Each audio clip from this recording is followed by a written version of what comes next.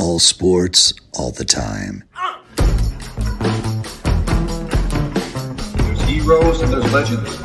Heroes get remembered. Legends never die. This is the Spoken Podcast. Hold your ears, folks. It's showtime. I'm your host, Lance Twidwell. Man, that kid, he can ball, man. He can ball. Touchdown, Kansas City! Patrick freaking Mahomes, baby! Let's talk some sports, because that's what we're here to do. You are tuned in to the Spoken.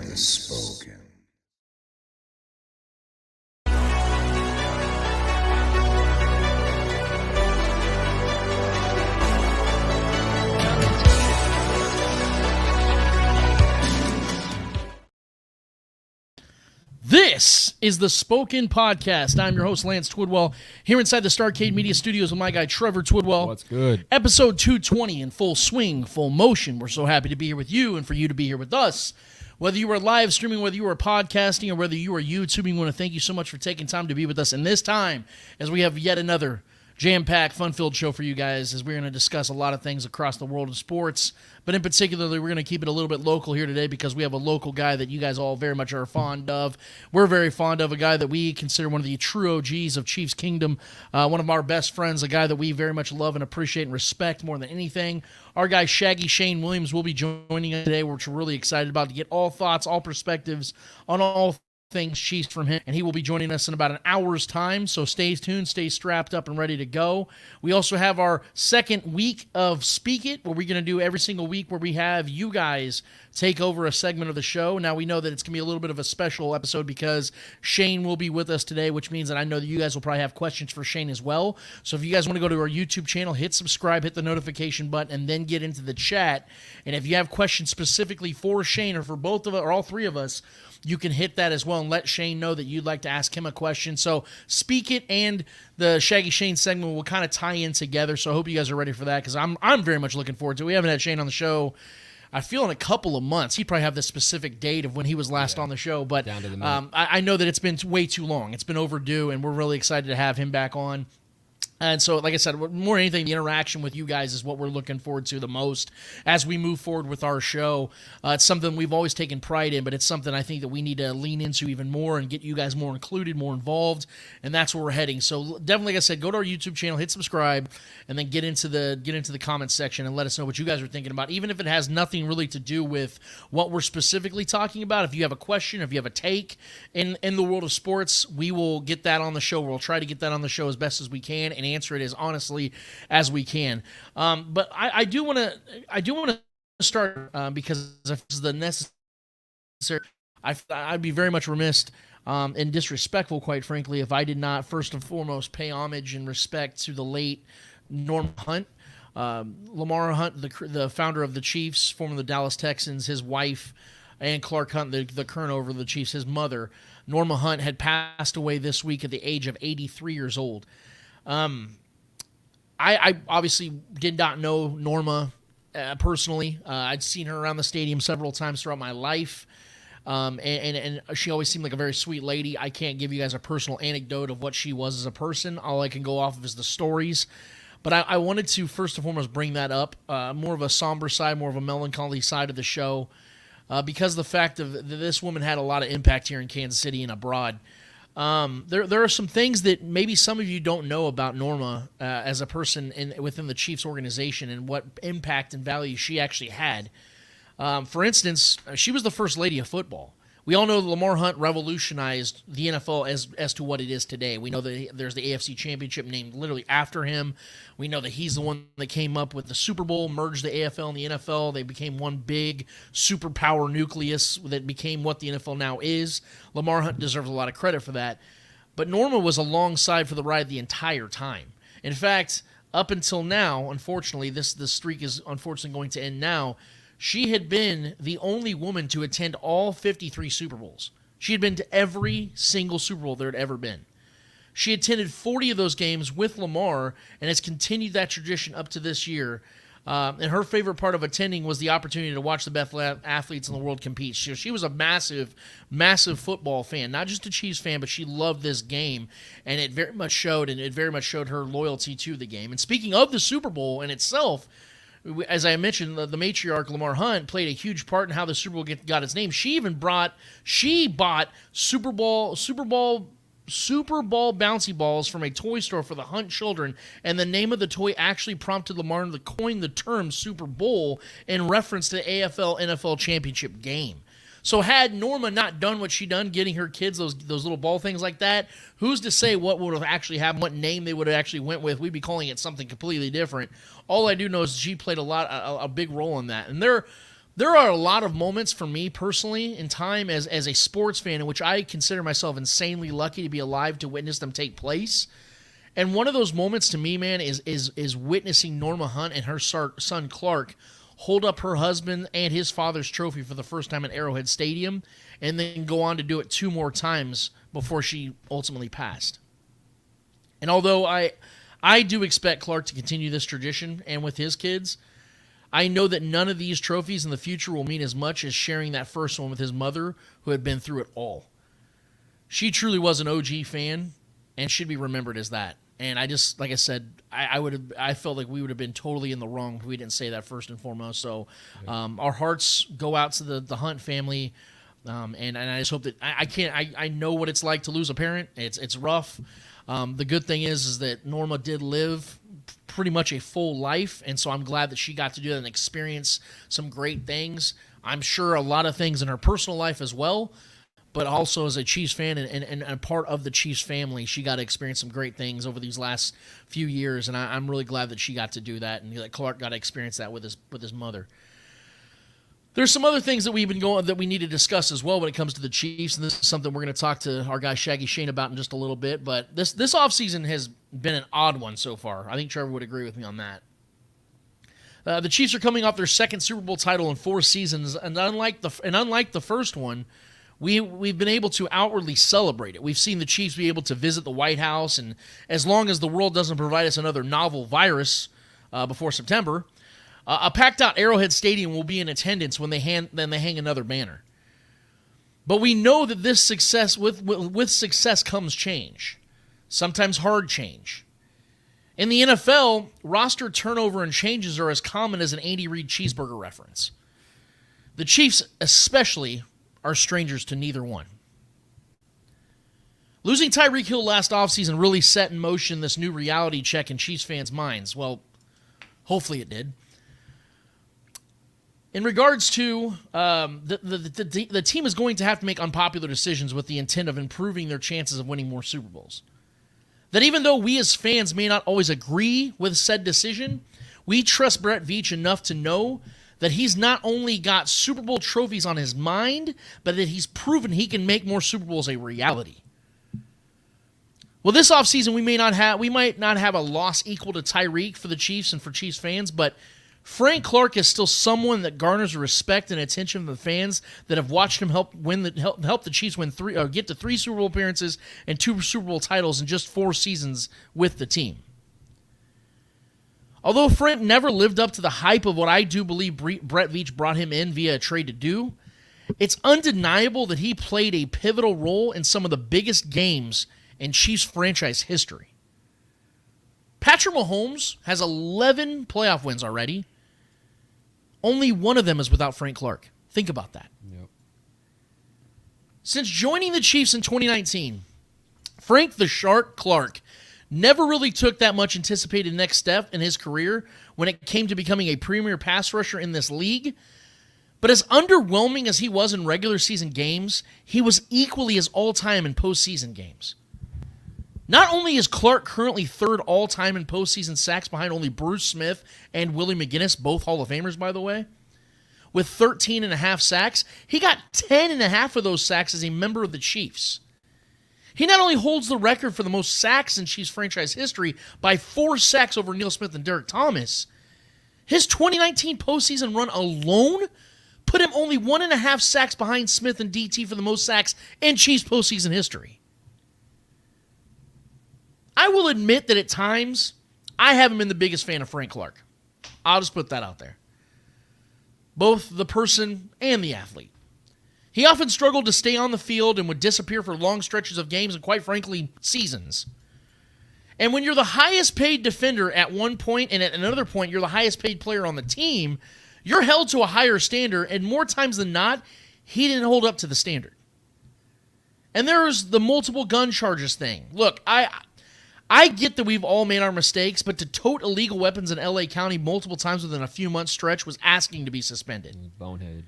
It was only a bad look on him and the Chiefs, and I felt that a guy paid to be a franchise player and representative of who and what the Chiefs are, he truly failed to hold that standard as well. But do you know what I love about Andy Reid?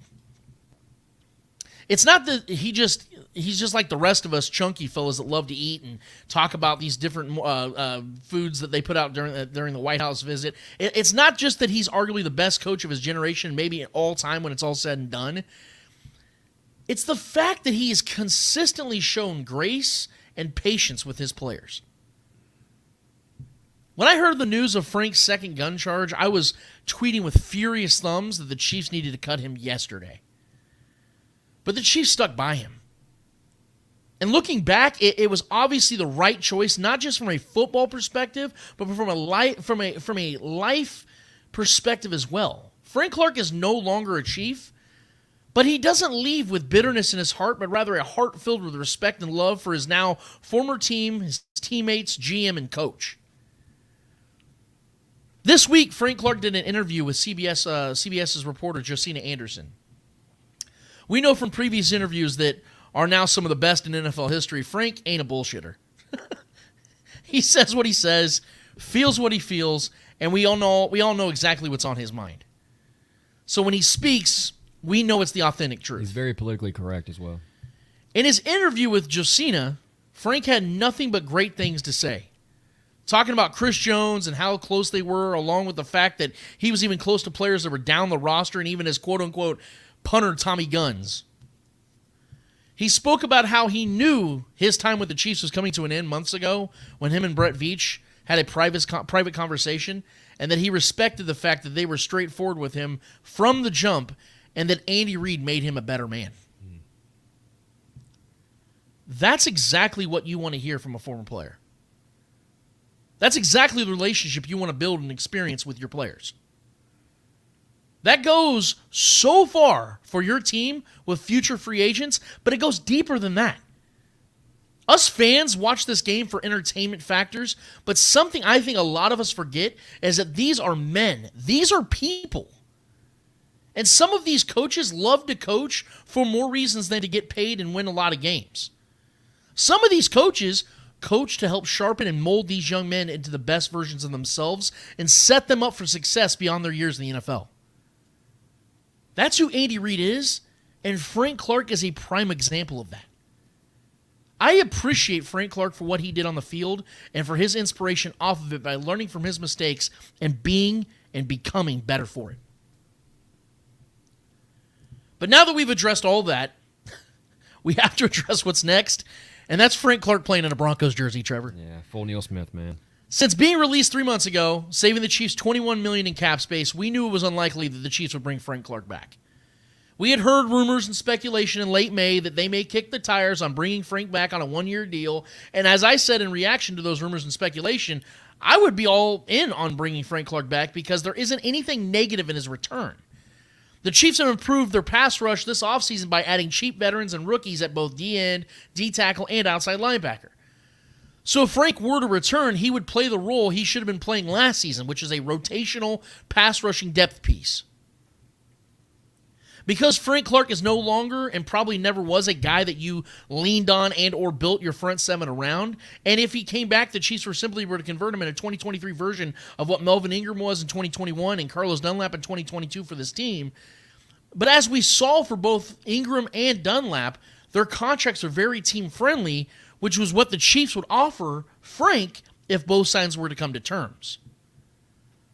Well, the Broncos decided to step in and give Frank guarantees. In fact, they gave $5.5 million guarantees for this next season. And let me first and foremost say that I couldn't be happier for Frank by not only landing another gig in the NFL, but landing more guaranteed dollars while staying in the NFL. Yeah. Both of those are very hard to come by for at least 70% of the league. But let me bring reality to the equation. The Broncos brought in and paid Frank Clark to be a player he was for the Chiefs in the postseason. And a team that not only does a team only does that if they're a postseason worthy team. The Broncos are not. We aren't making predictions today because that's our rule. We don't do that until September. But does anyone seriously view the Broncos team as a legitimate threat to the Chiefs for the AFC West? Do the Broncos strike you as a top 7 team in the AFC as currently constructed? Nope. I get that the addition of Sean Payton at head coach is exciting, but are we going to ignore the fact that Russell Wilson is literally washed? That the Broncos don't have a single top-tier reliable weapon on offense? And even to the point of Sean Payton, the man had won a Super Bowl, but that was so long ago. He beat Peyton Manning while he was still playing for the Colts. Not only that, Sean Payton has only 3 playoff wins since 2014, and that was with a still very capable Drew Brees and a much more winnable NFC South. Sean Payton is an upgrade from Nathaniel Hackett, but is he a big enough upgrade to get the Broncos back to prominence while they have a 5'10 quarterback withering away by the week? Is Frank Clark really going to give the Broncos team enough regular season production to tip them over that playoff edge for the first time in over 8 years? That's a lot to ask from both these men. But all in all, and I'll echo this, and I'll echo this, and I'll echo this, I'm happy for Frank Clark, and the Broncos got themselves a solid edge rusher. I appreciate the historic postseason play from Frank, but at the same time, I'm not upset that Frank Clark is gone. Yeah. He would have been a solid rotational pass rusher for the Chiefs this next season, which means they would have paid him next to nothing. The Broncos gave him much more money and much more playing time. That's why we are where we are. Trevor, give me your thoughts overall on what's going on with Frank Clark going to the Broncos. What are your thoughts on this whole situation? Man, not much more to add to all that, but I will say just from me personally, from my perspective as a fan of his before he even came here, he was one of the first big acquisitions that the Chiefs made in the Mahomes era, bringing somebody over to add to this roster defensively, to pair with Chris Jones and what we were trying to build defensively over here to start this Mahomes era and really get it going. Bringing a guy like that, coming from a very good program in Seattle, playing alongside a lot of other good players over there. So I was extremely stoked, and I remember I think we had Jay Binkley on the show talking about how he really wanted him as well. So it was a very happy time getting him over here and seeing who he was, and he was an immediate impact player. And then his resume is all time in the postseason. And to have a guy like that to make big plays like that in the postseason, in the Super Bowl, to be a big part of this dynastic run, I have all the respect in the world for him. Has he done some knucklehead things off the field? Yes. Those things are easily forgivable and they're easily overlooked when winning is taking place and Super Bowls are being won. He was a big part of winning these 2 Super Bowls. So I love him. I don't like that he's a Bronco. Listen, it is what it is. But even like the time I remember when Jamal Charles went over there and he was talking about he wasn't the best presser guy. He was talking about how he always wanted to wear a Broncos jersey or said something of the like. But that kind of always rubs a Chiefs fan the wrong way. But I think we got to kind of overlook that. I think this is just strictly business. I think it's a good opportunity for him to get a lot of snaps. Yeah. I know he's had his own health issues, so I don't know about the elevation over there. If that might, because he's had autoimmune things I think he's been dealing with. So hopefully the elevation in Denver doesn't mess with him too much over there. So I hope his health is good and he can play the full season and do what he does. But I do think he will. I think it is obviously they paid him well to go over there. They paid him more than we were willing to pay him to bring him back here, and good kudos for him. He's made a lot of money in his career. He's got his 3rd contract here to really solidify a solid career. I don't think he's going to do anything this year. I don't believe in the Broncos either.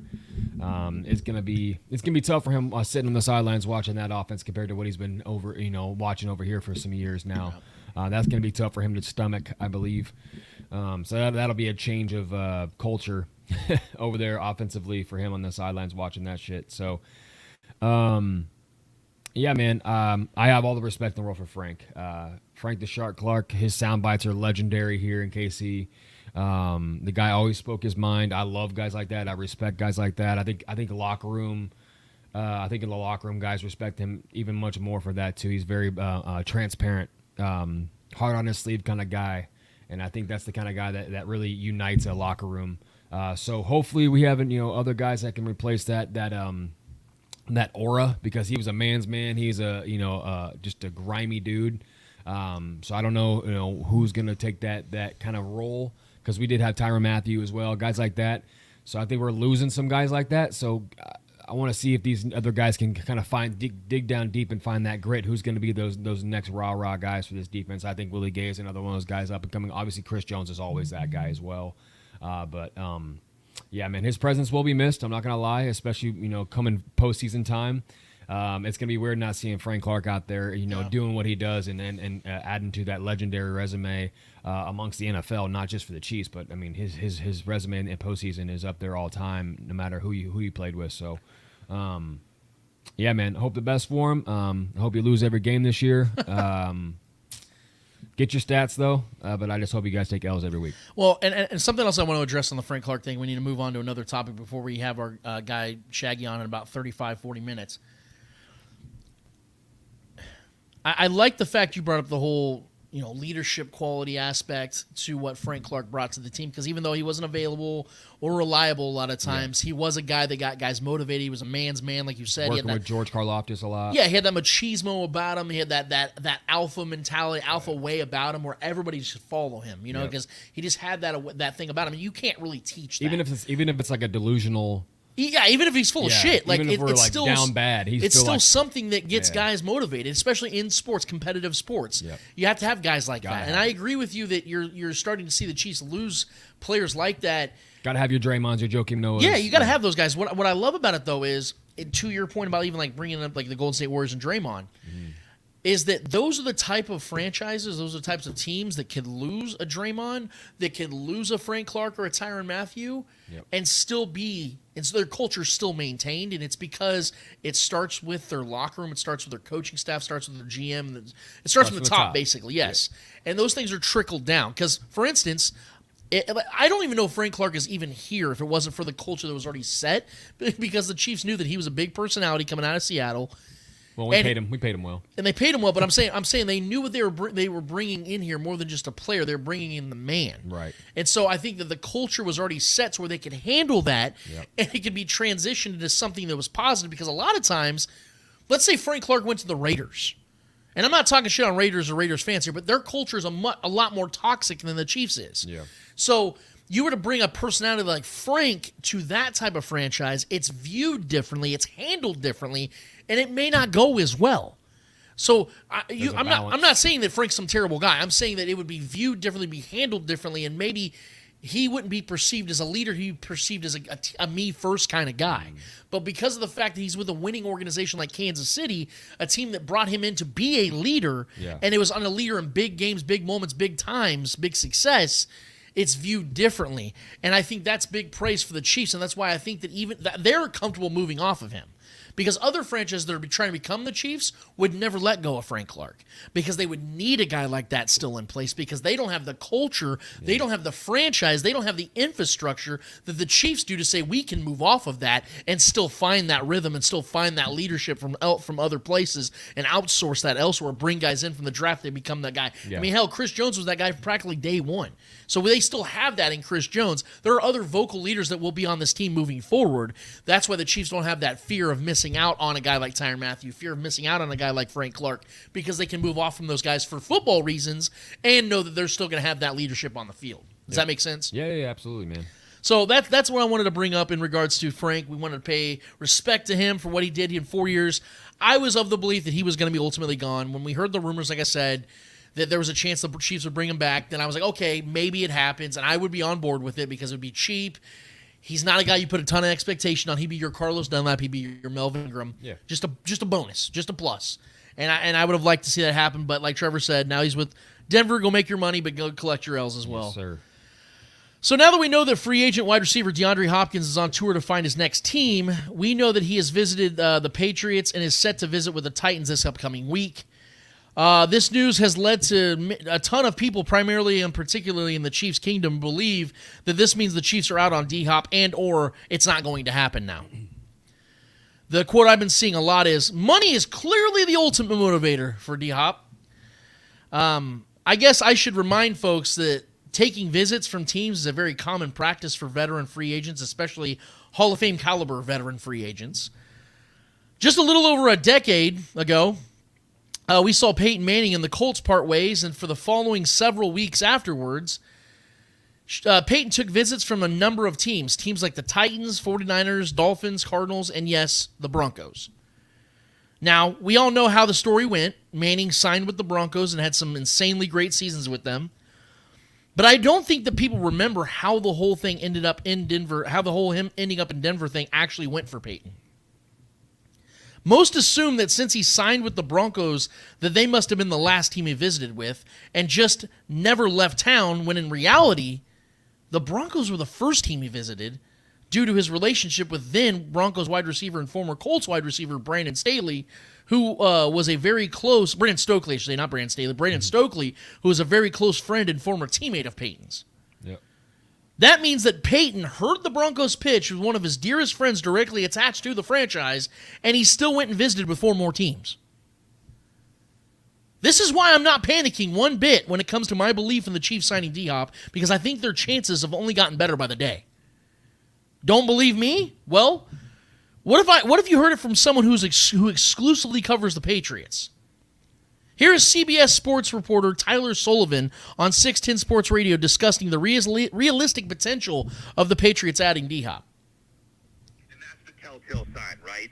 That will tell us everything we need to know about how Bill Belichick feels about his team and whether or not he makes what would be described around here would be a desperate move to thrust themselves back into contention, because that's really what it would be. He would be going up against any type of principle that he's had prior, like we've been talking about, to go and throw all the money that it would probably take to get DeAndre Hopkins to outbid these other teams.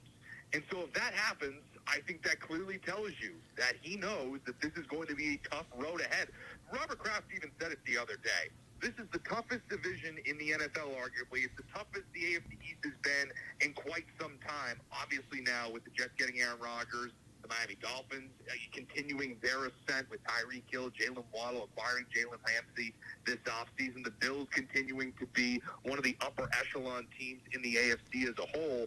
And you have the Patriots in a very unfamiliar spot. On paper, the worst team in the AFC. You really can't say that you can't say that since basically, prior to 2000. I mean, it's been that long when we can definitively say that. And so if Bill Belichick sees it the same way and says, hey, listen, we not only have the AFC East to deal with all of these teams on the come-up, we also have Kansas City coming up on the schedule. We also have Philadelphia on the schedule this season. Dallas, you go down the list, there's a lot of high-flying offenses coming into Foxborough, or they're having to go to those stadiums to play them. They may need DeAndre Hopkins. The question is, does DeAndre Hopkins need them?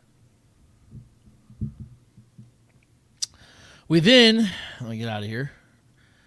Tyler Sullivan then is asked what his ultimate predictions are when it comes to the type of contract D-Hop will get and with what team. I think ultimately, and I've kind of alluded to it, I think it's a below-market deal just because of where we are in the offseason. I mean, we're talking about teams that have the most cap space right now. Chicago Bears, Carolina Panthers, the Dallas Cowboys have space, Colts, Lions, he's just with the Cardinals. I just don't know if there's a fit with all these teams that have a ton of money. And so that would lead me to assume that it's going to be a below-market deal. I don't think it's going to be an Odell Beckham type deal. I think it's going to be a little bit below that. And so for me, I think it's an inevitability that he ends up taking a below-market deal with a contender. I don't know if the Tennessees or the New Englands of the world are going to be that enticing when the price point gets down to where Kansas City or Buffalo re-enters that equation. And so for me, I think it's down to still those two teams. I know that they've reportedly been in and out, and they're out now. But, again, let's see what this number comes down to. And I think that Kansas City and or Buffalo are going to be firmly back in that mix. Oh, real quick, Trev. Oh, man.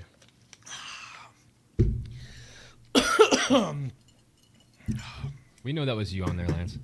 Yeah, I was posing as Tyler Sullivan. Look, if the Chiefs' only real competition is the Bills to get DeAndre Hopkins, the Chiefs don't have any competition in getting DeAndre Hopkins. Because unlike the Bills, the Chiefs have not come out multiple times and stated that they're out on DeAndre Hopkins. Maybe the Bills are playing, coy. I don't think that's the case because they've signed, 3 players in the last week, and one of them was a wide receiver.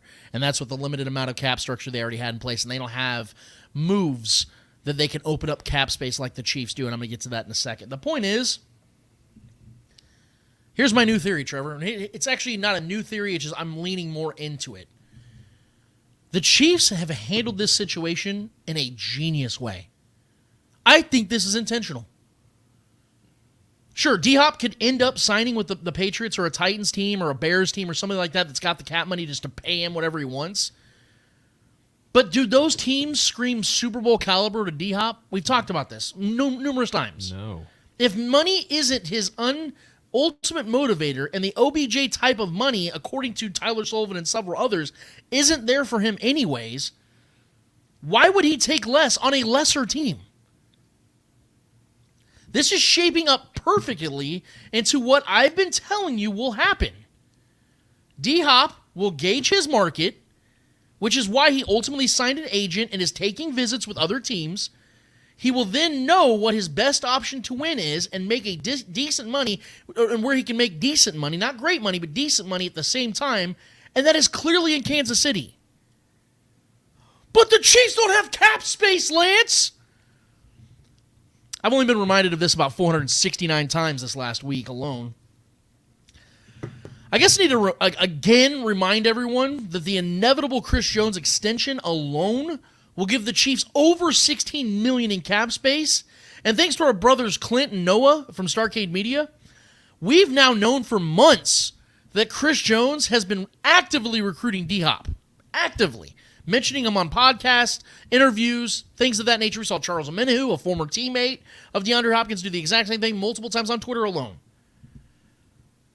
So if the Chiefs know that they can keep an elite defensive lineman in his prime while also opening up the right amount of cap space to sign the top 10 veteran free agent that the elite defensive lineman in his prime has been recruiting, it's as common sense of a move Brett Veach would or will make as the Chiefs GM, because you're literally killing 2 birds with 1 stone.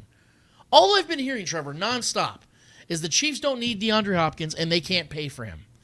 If the Chiefs, again, as we've talked about on the show, you and I have been back and forth on this, and we've been a consensus agreement on it. Mm-hmm. If the Chiefs didn't need DeAndre Hopkins, why are they still after DeAndre Hopkins? We would have heard by now at least one report from a local reporter, from a national reporter, or both, that the Chiefs just simply aren't in on DeAndre Hopkins because of money situation. We've heard 0 report. If you're watching this right now, listening to this right now, send me an article, send me a report that says otherwise. Please, I'm not trying to sit here and say I know everything, but I have yet to see or hear a single report. The only thing I ever heard was from Adam Schefter, who said weeks ago that the Chiefs are just a little bit tight on the cap money. That's the only thing that'd be holding them back. I literally just created a scenario with one single move that would afford the Chiefs DeAndre Hopkins.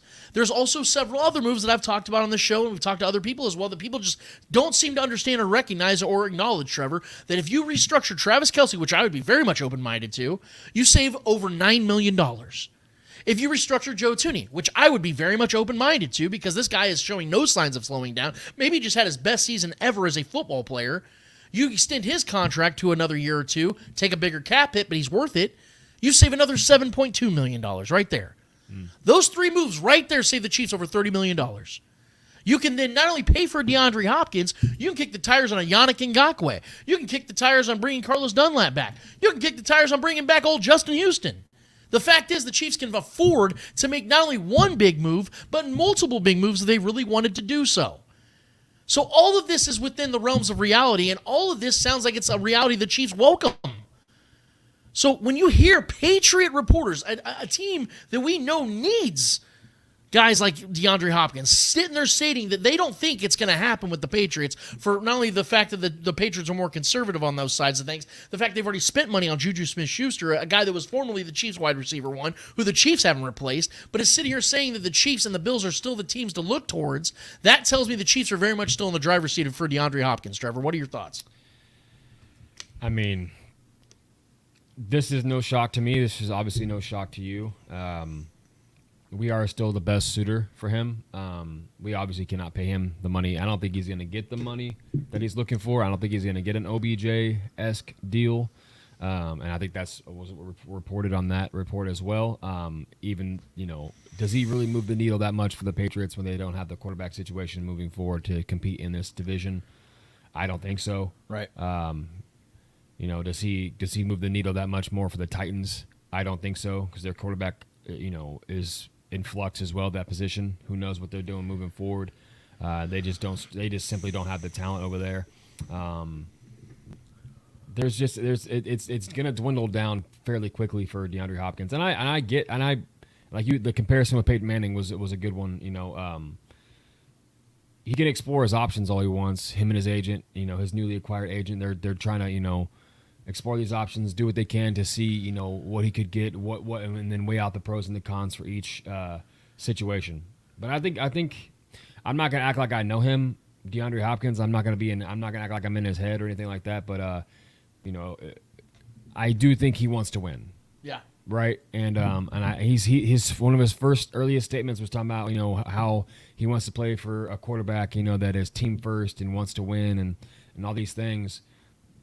There's only so many of those teams right now that have top tier quarterbacks that are that are winners, that are on a solid roster all the way around and have a great head coach, and are willing and have been interested in him from day one. Right. And the only team that really is consistent with that is the Chiefs. Right. And all the arrows keep pointing back, and we're getting comments about how on here that we're it's getting old. This topic's getting old. Well, this is the topic, guys. This is the topic of the offseason. So if you don't like that, then it is what it is. I mean, this is the news right now. Hold on. Let me ask a question, because we'll obviously get to all the comments and things of that nature, especially when Shane gets on in a little bit. Yeah. But if this is an old topic, then explain to me why it is a legitimate topic. Is it not a legitimate topic? That's the question I have to ask to people that are saying it's an old topic. Because here's the thing. I agree with everybody that's watching and listening to this. I agree that it's something that I am getting tired of talking about because I want to see it happen. Just like our guy Shaggy's going to express in a little bit, and I want to speak for him, but he expressed himself that he is getting tired of the fact that the Chris Jones extension hasn't happened yet. That's something I echo. I 100% believe that as well, guys, that it should have already happened. There's a lot of things us fans, and I was talking to Shane about this week. I explained to Shane that, and I think he already knew this, but I think it's sometimes good to hear, from different people's perspectives of where things sit. The team doesn't move the way us fans would like them to. Sometimes things take time. Some things, guys have vacations. Guys have other things going on in their lives. There are other situations. Some guys like Travis Kelce film movies, film shows, go on different shows. Like they have a schedule outside of football. So it's difficult to get in a room sometimes and discuss the brass tacks of things and getting the details down, getting your agent in town, getting you in town, things like that. So the Chris Jones thing, although I am saying it is inevitable, hasn't happened yet for whatever reason. But whatever those reasons are, I think the Chiefs and Chris Jones have a good enough relationship to fully understand and anticipate that these things are going to get done. It's just a matter of when. Now, I do agree that you want it to get done sooner than later because of the fact that you have a guy like DeAndre Hopkins you go out there and get. But the fact is, guys, if there's language, because there's so many things we don't know that's been said in the background. There's so many things that have been said in the background as far as maybe D-Hop and the Chiefs have already talked. Like I was talking to a guy, Mark Gunnels, and Mark Gunnels was saying the same thing about maybe money is the ultimate factor here for D-Hop. And it could be. But as I told our guy Mark, there could very well be a strong possibility that the Chiefs and D-Hop already have something in place where they can agree to it. But D-Hop, like a fallback. Yes, but D-Hop could say, well, I just hired a new agent with Clutch. Obviously, he's going to try to get me the most money I could possibly get. So let me go out there and gauge the market with some of these inferior teams and see what they'd be willing to pay me. And if it's $15, $16 million, I can come back to you guys and renegotiate this opportunity I have with you that I ultimately want over the Titans, over the Patriots, over the Bears, over any other teams. I would rather play for the Chiefs. But if I can get you guys to go up from 10 to 12 million, and you can meet me halfway, because I'm sure the Chiefs are probably offering them anywhere from $5 to $10 million, DeAndre Hopkins, right now, because they feel like they have the leverage. Sure. But if he can go out there and say, hey, the Patriots are offering 15, hey, the Titans are offering 16, If the Chiefs say, okay, well, we'll meet you halfway, we'll give you $12-13 million. DeAndre Hopkins would take that deal because he could sacrifice $2 to $3 million and play for a team that absolutely and substantially gives him a better chance of winning the Super Bowl. It's all about timing, though, because the offseason is what, 6 months long? It is almost 7 months long, dude. Like, there's a lot of time that goes into this stuff and a lot of process that goes into this stuff. So Chris Jones, again, a guy who's actively wanted DeAndre Hopkins, knows if I can get my extension done, we get DeAndre Hopkins, then you're talking about an opportunity there that can happen quicker. I do anticipate it's going to happen before July 14th, which was when Chris Jones got his last extension. Yep. I think that's going to happen before July 14th because of also, like I said, they want to get this D-Hop thing done as well. So I know it's tiring, guys. Trust me, I get it, but it is also the offseason, and these are the topics we have to discuss. If you guys want to discuss something else, feel free to drop it on the comment line. We'll talk about it, but this is headline material. These are the types of moves that teams like the Chiefs make to overdo their chances of winning another Super Bowl. Like, right now, the Chiefs are the favorites. I get that. If we had to pick right now who we think is going to probably win the Super Bowl, we'd probably pick the Chiefs right now as it currently stands. But teams like the Patriots, who we talk about the Chiefs are chasing now when it comes to dynasties, teams like the Patriots won 3 Super Bowls in 4 years and then go and sign Randy Moss, ironically, who is the same age as DeAndre Hopkins is now. So if the Chiefs know that they're in a situation, they don't have a wide receiver one, they have guys that they like, young guys that they like, but they don't know who is and who isn't, then it's the perfect opportunity for them to go and do the same thing the Patriots just did 15, 16 years ago with Randy Moss. It's history repeats itself, and if you're trying to repeat the same history the Patriots experienced for 20 years, you got to make moves like this every once in a while, and it's a perfect opportunity for the Chiefs to make those types of moves happen from a financial and from a football standpoint. So, Do we have any other comments on there that we wanted to address directly when it comes to that? No, it's just a lot of people saying we don't need him, okay, this is getting old, blah, blah, blah. To that point, to people that are saying that the Chiefs don't need DeAndre Hopkins, I posed this question on Twitter and Facebook just yesterday. Yep. If Travis Kelce was to go down with an injury, which isn't likely but could happen, it's football. Yep. If Travis Kelce was to go down with an injury right now, who's Patrick Mahomes' ultimate target?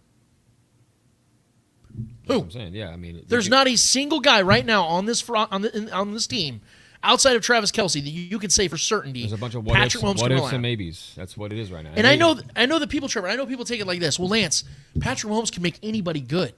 Guys, that's not the point. The point is when you have a great quarterback like this, you want to make his job as easy as humanly possible. Look at Peyton Manning. Like I said, do you want to keep doing it the hard way? Yeah, look at Peyton Manning. Look at Tom Brady. Their best seasons as a quarterback, they had who? Marvin Harrison, Demaryius Thomas, Rob Gronkowski, Randy Moss, Mike Evans, Chris Godwin. Like, go down the list. These guys had all-time great receivers and tight ends. Because why? Did they need them to win? No, probably not. Tom Brady won a couple Super Bowls early on, and he just had great defenses. But Tom Brady wasn't a great quarterback yet. Yep. Peyton Manning's greatest successes, he had Reggie Wayne, Marvin Harrison, Dallas Clark, great running backs, and Edgerrin James, and guys like that. Like, he had great players around him. So, yes, although Patrick Mahomes can go out there and do what he did in 2022, you still haven't even replaced the guy he lost. That's the point I'm trying to make. Yeah. And I said this yesterday. I tweeted this out as well. Juju Smith-Schuster, if the Chiefs still had him, we wouldn't be sitting here talking about how DeAndre Hopkins is a need. Because he technically wouldn't be. Because the Chiefs would have a guy they can rely on in Juju. Yeah, we lost him and But McColl. you lost him and McColl. McCole Hardman. So it's like you haven't filled those needs. Rashee Rice has promise. There are guys that have promise on this team, but those guys aren't adequate replacements yet. They could grow into that. Yeah. But if the Chiefs are trying to rack up more Super Bowls, you got to have for sure things. You have to have sure things on this roster. And that's why I've been so adamant banging the drum about this, guys. I know it's annoying, but we're going to look back in 5-6 months from now. Let's say DeAndre Hopkins is on this team. You're going to look back at these annoying conversations or tired conversations. You're going to go, man, I'm glad we talked about this, and I'm glad we felt this way, because now the Chiefs have by far the best offense in the NFL, the most unstoppable offense in the NFL. Travis Kelce can rest a little bit during the regular season and be primed and ready to go for another postseason run, and you're feeling that much better about the Chiefs' chances of repeating, being the first team to repeat as Super Bowl champions in almost 20 whole seasons. I mean, Patrick Mahomes is already out here breaking history. If people want to see him break history, I mean, he was the first quarterback since 99 Kurt Warner to win MVP and win the Super Bowl. Yep. And Super Bowl. We're seeing Patrick Mahomes break all these records. If you add a talent like this to the equation, more records will be broken, guys. And I do believe you add DeAndre Hopkins, all of a sudden you're a team that very much will repeat as Super Bowl champions for the first time in 20 years. And that's where I see things going. That's where I hope things are going. But that's the point I want to bring up. I was also hearing stuff, and this is just to talk about this before we get our guy Shaggy Shane on. It's not something I think we need to dive too far into, but I was hearing reports about the Chiefs could be interested in adding Dalvin Cook to the mix. I would have a hard time believing that, not just because I think that edge rush and wide receiver are weapons or pieces that the Chiefs need to focus on more, but I think it's also because of the fact that the running back position now in the NFL is viewed so much more differently than it was 20 years ago. 20 years ago, the Vikings don't let Dalvin Cook walk. They pay him, even if they had Madison still in place, because running backs were what led offenses more times than not back 20, 30 years ago. Dalvin Cook is an awesome running back. I think he has 4 1,000-yard seasons in a row. He's had some injury concerns. He's in his late 20s. This isn't the kind of guy I think the Chiefs would be going after, considering the fact that they just got back Jerick McKinnon. If Jerick McKinnon signed somewhere else, and let's say Clyde Edwards-Helaire wasn't there, and I know Clyde's not a reliable guy, but he is a guy the Chiefs took in the first round just a few years ago. He's on the roster. Outside of if it was just Isaiah Pacheco and some guys, and our guy Marcus Dash, shout out, I'm wearing the shirt today, Chief Concerns. The guy Prince is on the roster as well. If those guys weren't in place, I could say, you know what? I mean, if the Chiefs can get him on like a $3 million deal, like, hey, sign me up. But there's going to be teams like the Dolphins and Broncos that I think are going to, if they haven't already done it, they're going to pay this guy money to convince him to come to their town. In fact, I heard Dalvin Cook was saying something or posted a picture on his Instagram of him celebrating a touchdown. And how coincidental was it? It was in Dolphin Stadium. So it's just like, that sounds like it's kind of a subtle hint. I think more than likely he's going to go to the Dolphins. I think that's a perfect spot for him. From Minnesota to Miami sounds like a good transition. Yeah, and even if he gets the same type of money he would get in Kansas City, you're talking about the state tax differences, things like that, opportunities, because the Chiefs just don't run the ball either. Well, we don't have and Mike McDaniel loves running the ball. We don't have a need for a guy like that anyways. I mean, he's a talented guy, but I had no interest really in bringing him, because running backs in today's era just don't win games. I mean, I know there's going to be those games. There's those Jerick McKinnon games. There's those games where a running back in our system just goes off and just absolutely destroys a team. But he's not a need at this point for the Chiefs in any way, the offense wise. So, 27-year-old guy is going to be 28, I think, towards the end of the year. I just don't. Banged up guy, a lot of shoulder injuries, a lot of some soft tissue things. I'm good. It's a hard pass for me, but he'll probably go somewhere and he'll probably compete and he'll probably play well. He's a solid player. But you see guys like Saquon and you can see guys like Austin Eckler can't even get their bag. So he's going to go somewhere, take maybe a decent contract, but I don't see him going in there being like a massive game changer for anybody. I do think Miami is the best fit, though. I think he'll fit right into that system. Pretty seamlessly if he does end up over there. But. Yeah, I think, and Mike McDaniel knows that with their division being where it's at, I think that he knows that they got to stockpile talent. Yeah. And Dalvin Cook's in that perfect place right now where he is still in his prime years. I think he'll be 28 this year. He's the kind of guy that can make a difference for a team that's trying to get deeper into the postseason. That'd be a solid running back room over there with Mostert and Wilson over there. Yeah, two guys that have been in his system, and but I mean, Dalvin's definitely better than both of those guys. So that would be a stacked running back room. That'd be a stacked offensive room, man, with those receivers and those running backs. It just comes down to their quarterback play over there. But yeah, I don't know. We'll see where old Dalvin ends up, man. We're trying to get our guy Shaggy Shane on. He's having some troubles, I believe, getting onto our link. So I'm gonna send him. We're gonna keep sending the link to him until he finally gets it. Yeah. But I think that there's just a little bit of a hang up right now. But I do think that we got the right link going. So he'll be on in just a minute. As soon as he gets on, we'll talk about that. We'll get his thoughts on all these things in regards to the Chiefs, all perspectives there. I did want to get, Trevor, your brief thoughts, though, because I don't want to segue too far away, but I can't help but do it because I don't know if we'll be able to reach it again in the show. Yeah. The Nuggets last night went up 3-1 against the Heat. Yeah.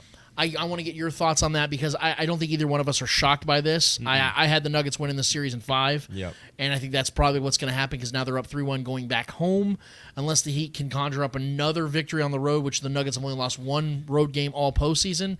I think this one's going to be done in Game 5. What are your thoughts? What are your thoughts on Game 4, and what do you think is going to happen in Game 5? Yeah, it's the Nuggets' time, man. This is the Nuggets' year. They were arguably the best team in the NBA all year long. and it's not a fluke. This isn't, I know they've been through their letdowns, and in the postseason when they had high expectations, being high in a 1 seed in the past as well, and then faltering. Obviously, they lost to a good Lakers team a couple of years back in the bubble. But with the healthy Jamal Murray, man, that's been the head of the snake. That's been the missing piece. I mean, when Jamal Murray's on, man, that just opens the whole game up. I mean, him and Jokic. The other game, the last game had the game before last both had 30-point triple doubles. Both two guys. I think the first time in NBA history where two guys in the same team had a 30-point triple double. I mean, it's insane what they're doing over there. So.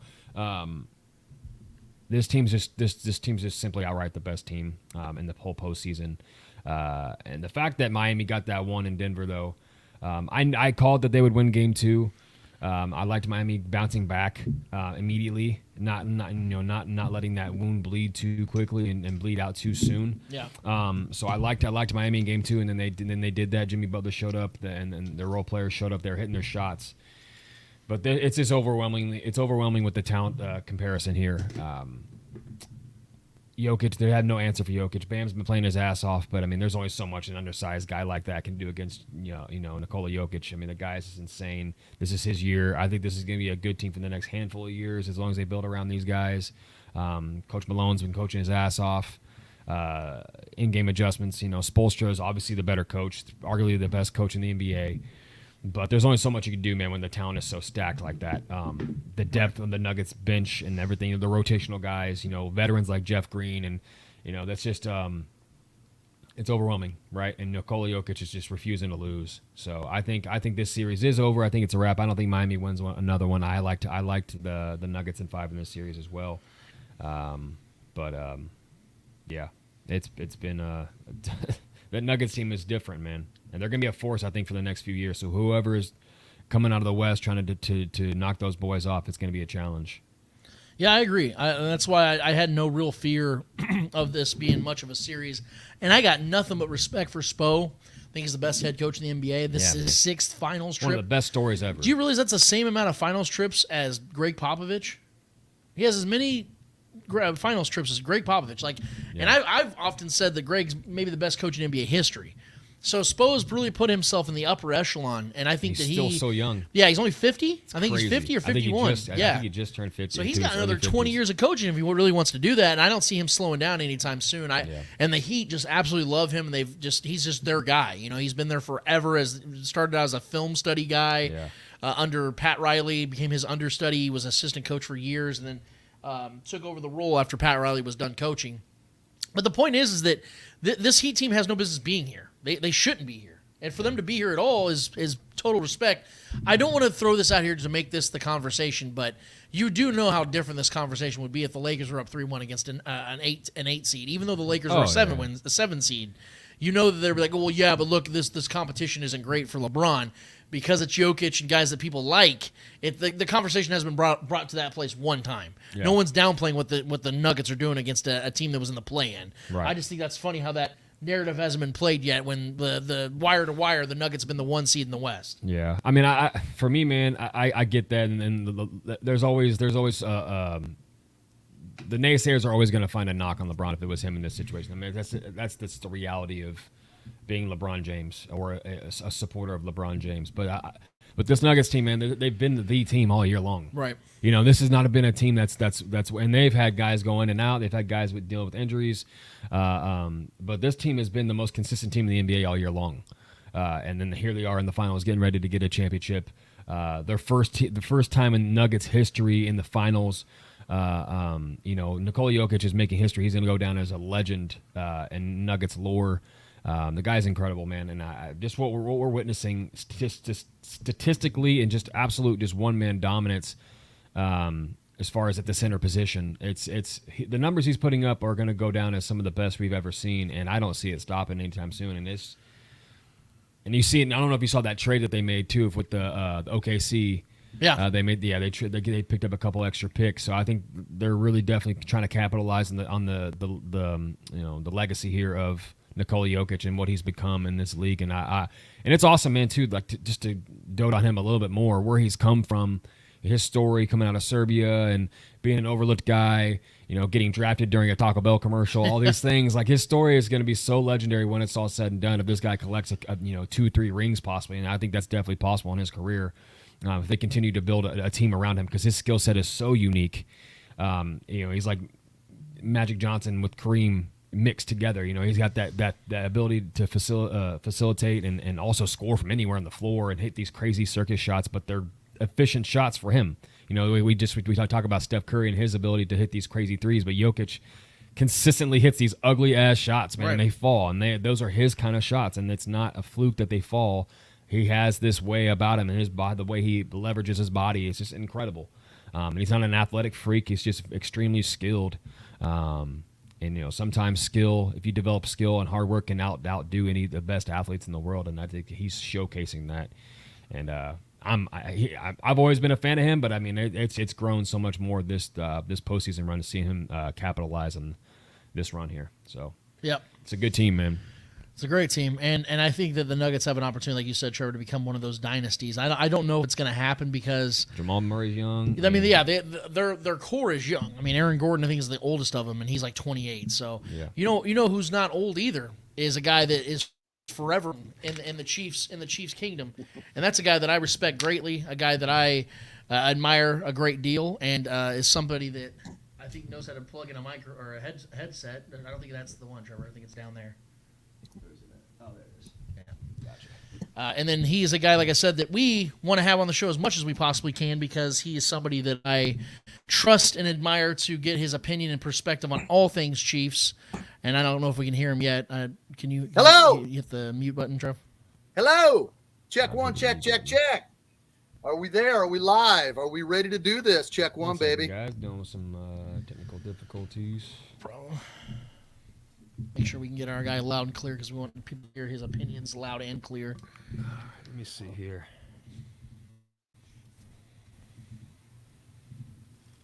Yeah, no. Well, hit the volume and hit the button in the volume.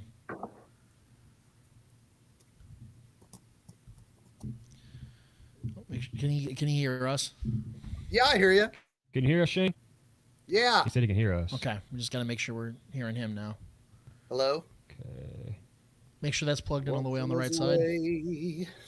It's plugged in. To get back homeward. Sorry, guys. Once I was away. To get back home. I'm hitting that button. It's opening up another tab. Let me see. Sleep, pretty darling, do not cry. And I will sing a lullaby. Let's see.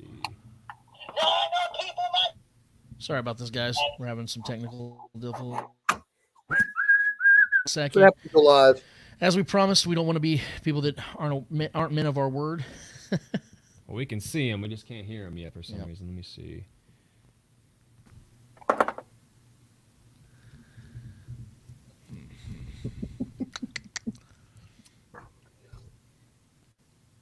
not sure.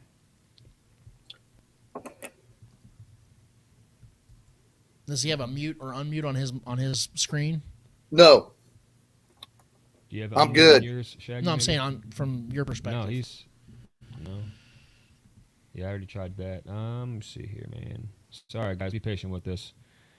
Hello. Working on it here. Hello. We can just edit this part out when we start.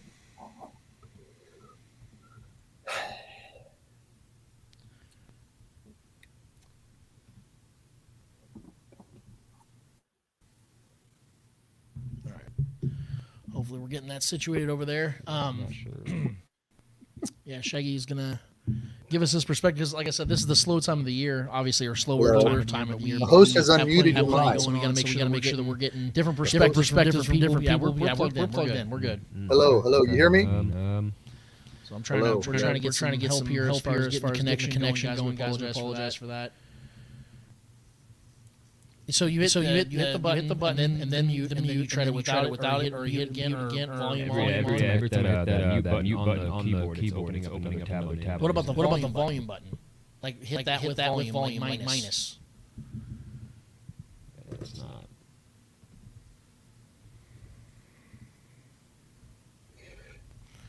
Hello, hello. Hello, hello, hello. Yeah, we're muted on the computer, so I'm not Hello, sure hello, why. hello. I don't know if you want to look at it. Bear with us, people. You want to hear our handsome voice of Shaggy Shane. We're working on getting there. Okay.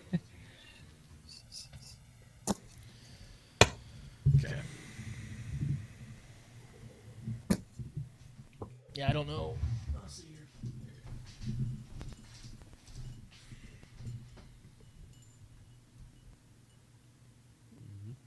Okay.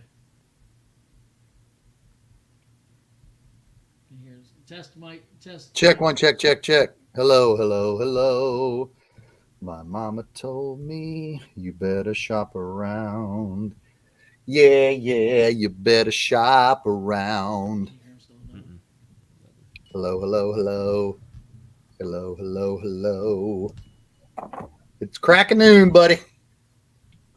Crack of noon. Crack of noon, buddy. All right, let's see if we can do it now. Test, Shane.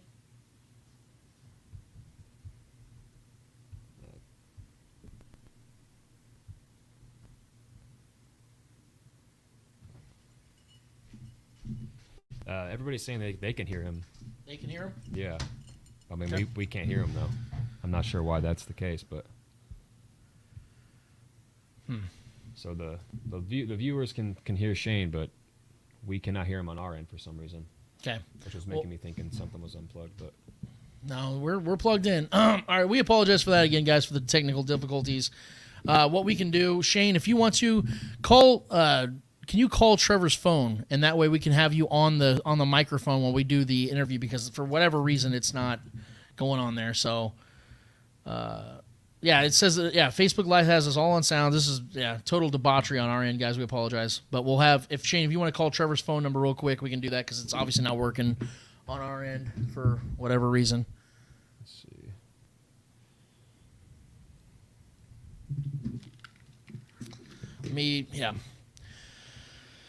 All right. Let's do this.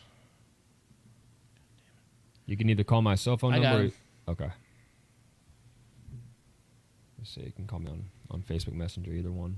Okay.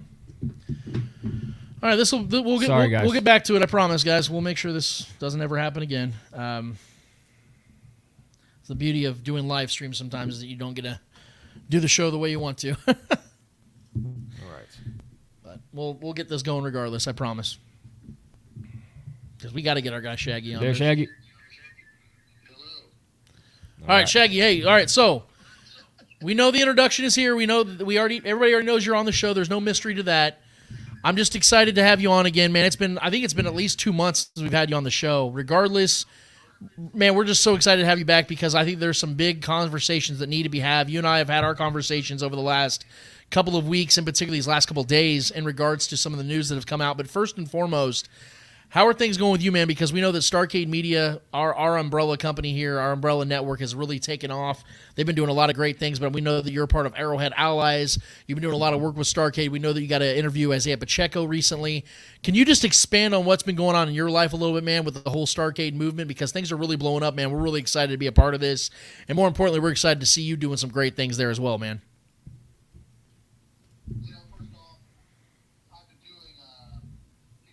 Yeah, we can hear you. We can hear you.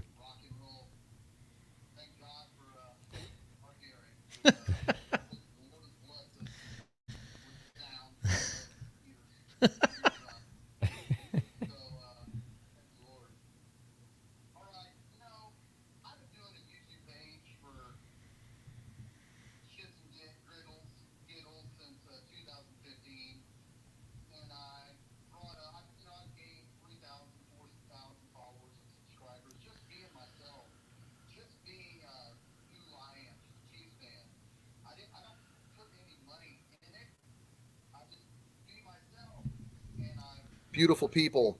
I got to know some beautiful people for quite some time. You know, without having to name them all, those who follow me know who I've got to meet and who I cherish, and you two are obviously one of them. making a long story short, I caught a hold of Starcade Media about 12 years ago, and they've always had a great product. They've always been able to get, they've worked, Noah Groniger and Clint Schweitzer have always worked at building up a rapport with guests, with former players, with being at Radio Row, the NFL Combine, the NFL Draft. You know, they built a relationship with Chiefs players, former Chiefs players, NFL players, Rich Gannon, Joe Theismann, just to name a few. If people go to Starcade and see what they are doing, they will see that what they're doing is first class, you know, and they brought me on a year ago, and they brought you and Trevor on just last week, and your show with Von Booker, your post-game show this season is going to be a great show. So being a part of Starcade, it's fabulous. More people should check it out, because if they want to hear first-class guests, first-class interviews with first-class players and former players and NFL analysis, so as well as their complete SEC breakdown, you know, you better you should check with Starcade Media, because their product and their what they do is first class, and I can't thank them enough for bringing me on board. Interviewing Isaiah Pacheco 2 weeks ago at his football camp, in his youth football camp here in Olathe, Kansas, 2 weeks ago. It was great. Isaiah Pacheco is a great guy, and he had over 300 kids there in attendance. Looking up to him like he's the hero that he is to them, and probably me, even though I'm 53, he's still a hero to me. You know, but he's Isaiah Pacheco is a first-class guy. He answered all the questions that we had. He gave us 3 minutes of his time, me and Noah alone. You know, it speaks highly of Isaiah Pacheco, and I can't thank him enough for him joining Starcade, as well as the players that Starcade Media, Noah and Clint caught up with last night.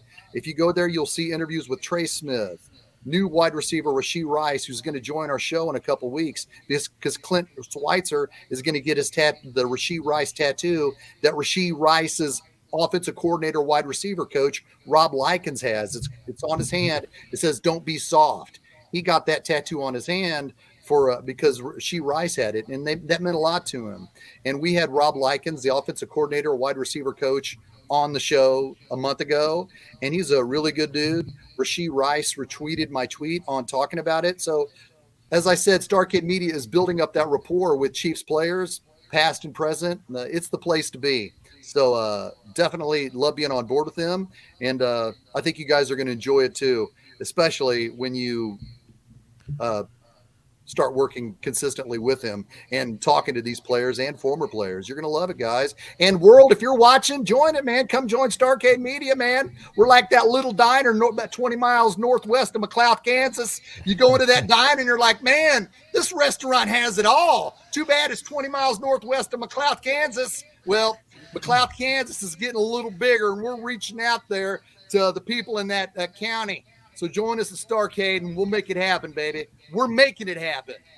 So this is why they brought Shaggy on the show or with Starcade, because they knew he was going to be the ultimate spokesman, and you just heard it right there. And we're honestly, we're very excited to be a part of all this, man. And whatever measure they give us or opportunity they give us, we're very grateful for. And we know that we're going to be doing the post game show with Von Booker during the Chiefs regular season, and maybe even the postseason if that's what ends up happening. We're blessed and honored to be a part of that. We're really excited about it as well.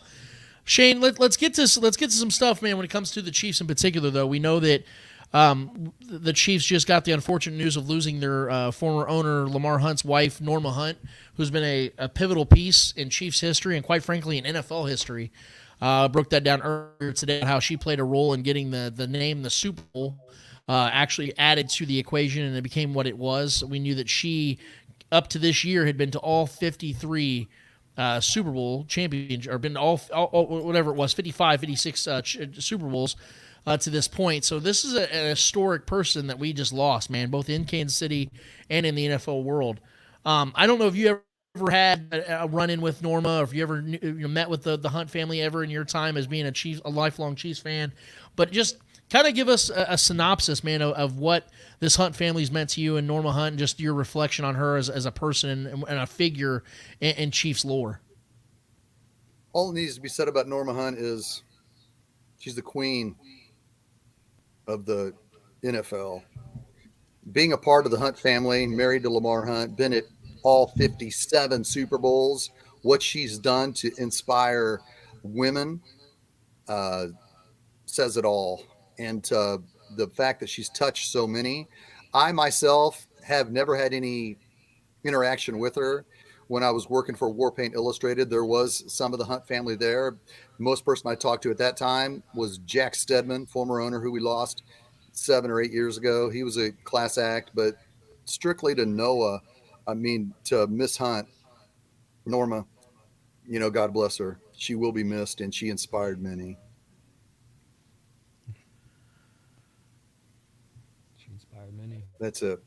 Agreed. Yep. Yeah, it's a tough place to be in, man, because like you said, it's she lived a full life, and you want to be able to say that you could be at peace with that. But just losing somebody like that at all, it's a tough thing. But going to the football side of things, when it comes to the Chiefs in the season, how odd it's kind of been. It's been kind of an odd off season. We're celebrating a Chiefs victory, but you continue to lose players that you've become accustomed to, become fan favorites. This offseason, it's like I said, it's becoming a tradition. Last year you lose Tyreek Hill. This year you're losing Frank Clark. We gave our thoughts on Frank Clark and his 4 years in Kansas City, how successful it was, how it had a lot of ups and downs when it came to what he was as a player and as a person here in Kansas City. And we love the fact that he leaves with no bitterness, no hardship, no hard heart. He loves what the Chiefs gave him, what he gave to the Chiefs. He loves that Brett Veach was straightforward with him, that him and Andy Reid were so close, him and Chris Jones, all the way down to Tommy Townsend, the punter. He was close with a lot of players, and these are lifelong relationships. And he said that Andy Reid made him into a better man. Like, these are powerful testimonies from a guy like Frank Clark, and that looks so good on the Chiefs too when you have a veteran free agent leave you that otherwise would have probably been on this team if the Chiefs didn't already have such a strong foundation and culture in place. For a guy to leave like that, to not have those hard feelings and to say controversial things about the Chiefs on his way out to Josina Anderson or anybody else that he talks to, for a guy that's not a bullshitter like Frank Clark to say that the spectacular things he said about the Chiefs, that looks great. But I want to get your thoughts on what Frank Clark meant to this franchise, meant to this team, and how you see them moving forward without him, and more in particular, how what it's going to feel like watching him in a Broncos uniform. Frank Clark has been the piece. Think about it. 2018, D Ford's offsides. Justin Houston didn't get any sacks against the New England Patriots. We revamped the defense, brought Spagnuolo over, and got a good trade, second-round draft pick for D Ford, who has done nothing since. Wow, Frank Clark. His attitude, his personality was infectious. It was inspirational to see how he carried himself on and off the field. And people call playoff Frank Clark. I love that. We want playoffs because in the 1990s, when the Chiefs had home field advantage year after year, those big name stars, they weren't making the plays in the playoffs. So, and where me and you have disagreed and had this discussion many times, Sammy Watkins helped the Chiefs win the playoffs. He may have not been a regular season guy, but Sammy Watkins was there in the playoffs, and we'll always cherish what Sammy Watkins did. Same thing with Frank Clark. He wasn't afraid to go up and down the sidelines, and you could hear it on NFL films when he would say to the players, he would go to offensive line when they're on the sidelines, "Come on, man, let's get it up. You want a ring, don't you? Do you want this ring? I got mine. Do you want one?" That's awesome. That's what you want to hear. You want to hear the guys telling the guys who haven't been to a ring, "Come on, let's win this. Let's step up." And he wasn't afraid to be that guy. I'm going to miss it. I'm going to miss it because I thought there was a chance he could have came back, and there was. And we're going to get to that here in a minute. After the Chiefs released him, they said goodbye to him on Twitter. And I'll just get to it right now. The Chiefs have dragged their feet on the Chris Jones extension. The Chiefs could have gave Frank Clark a deal that he could have been happy with in late March, and it wouldn't have been what Denver gave him. Denver gave him a really good deal on June 8th, 2023. The Denver Broncos gave Frank Clark a deal that the Chiefs would not have gave him in March or April. But in my opinion, I know I'm in the minority. 90% of Chiefs fans will disagree what I'm about to say. 31 other teams of other fan bases will be like, man, you sound like a millionaire complaining because you got to pay taxes. But here's the deal. If the Chiefs, when free agency begins, when they made their mind up, Orlando Brown Jr. is not for us. And you had great dialogue with Robert Griffin III about keeping Orlando Brown, and you made some good points, Lance. But the Chiefs made their mind up. He's not the left tackle we want. If the Chiefs right then and right there would have said, Chris Jones, we're going to make him the highest paid defensive tackle in the NFL, let's say April 5th, a week after Orlando Brown was let go and signed with Cincinnati. The Chiefs could have done more for their salary cap in early April to create space to, I don't know, maybe look at a typical number one wide receiver, DeAndre Hopkins, maybe extend Frank Clark, which Chris Jones really wanted. That's all we saw from Frank Clark. That's all we saw from Chris Jones on Twitter. Please, let's bring back the shark. Let's bring back the shark. But for whatever reason, I have heard, well, Brett Veach, what he wanted to do, what Chiefs wanted to do was to see the market. How does the market look? What is the market? The market. Well, Ed Oliver, the Bills signed a deal last week. And there was a couple other defensive tackles. Okay, I respect that. But still, if you set your own market and give Frank Clark an extended contract on April 5th, making him the highest paid defensive tackle on April 4th or 5th, you can work your cap structure then. You don't need to wait. You don't need to drag your feet. You don't need to wait until June 8th when the Denver Broncos will say, okay, well, Frank Clark's there. We don't want him to come back to Kansas City. Let's give him a good deal. Waiting to extend Chris Jones has kept the Chiefs from even making a real offer to DeAndre Hopkins. Now, I know DeAndre Hopkins has only been a unrestricted free agent for 10 days, but still, you can create cap space. You can create so much if you take care of your priorities when it's time to take care of your priorities. When it's time to pay our bills, and we see all the bills each month from house payment, car payment, cable bill, internet, phone, we look at the priorities and pay what needs to be paid for the most importantly. I cannot understand waiting as months go by for Chris Jones to get his extension. Now, I know people might be saying, hold on, Shaggy. They can wait until training camp to get Chris Jones' extension done. They can do this, that, and the other. They don't have to get it done in April. Okay. My rebuttal to that is going to be, well, if you want to wait until July, let DeAndre Hopkins go somewhere. Let somebody hurt your cap some more, because the only real money that the Chiefs have gave in free agency this offseason has been to the tackles, Devontae Smith and Jawan Taylor. That's it. And yes, Jawan Taylor got a really good contract, who we thought was going to be left tackle. No, he's right tackle. Devontae Smith, who was injured last year, is now going to be your left tackle. I'm like, okay, is that an upgrade from Orlando Brown? Well, I hope. I'm still concerned because Devontae Smith didn't have that good of a year. So now we got this money that we invested in these two tackles, and the Chiefs are strapped financially with their salary cap. I'm concerned. Don't get me wrong. We are living in the golden ages of Chiefs football. And I've been watching the Chiefs since 1977. I've seen a lot.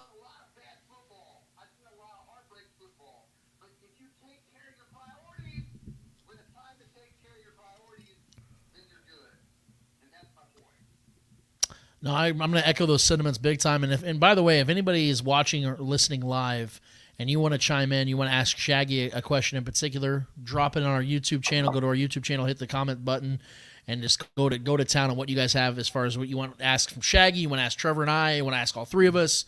That's what it's for. Like I said, this is a special show because Shaggy's with us, so it's going to kind of mold into with our Speak It segment where we actually do interactions with the fans. So Trevor, be on the lookout for any comments we might get when it comes to directly to Shaggy or to any of us when it comes to these Chiefs topics. But that's I'm glad you brought up some of these other topics, Shaggy, and I obviously share the same concerns with you when it comes to the offensive line. I think that obviously the core of this offensive line is great. I think that they have the three best interior presences in the entire NFL right now with Creed Humphrey, Joe Tooney, and Trey Pancake Papa Smith. I think they're solidified as anyone is in the NFL. But again, for the second time in 2 years or for 3 years now, the Chiefs have a lot of questions at tackle. Now, the last time we had this problem, the Chiefs had this problem, they figured it out. Orlando Brown, a lot of people had negative opinions and experiences with him. The fact is, this guy did solidify the left tackle position and help the Chiefs win another Super Bowl. He did move forward. He did move on with another team.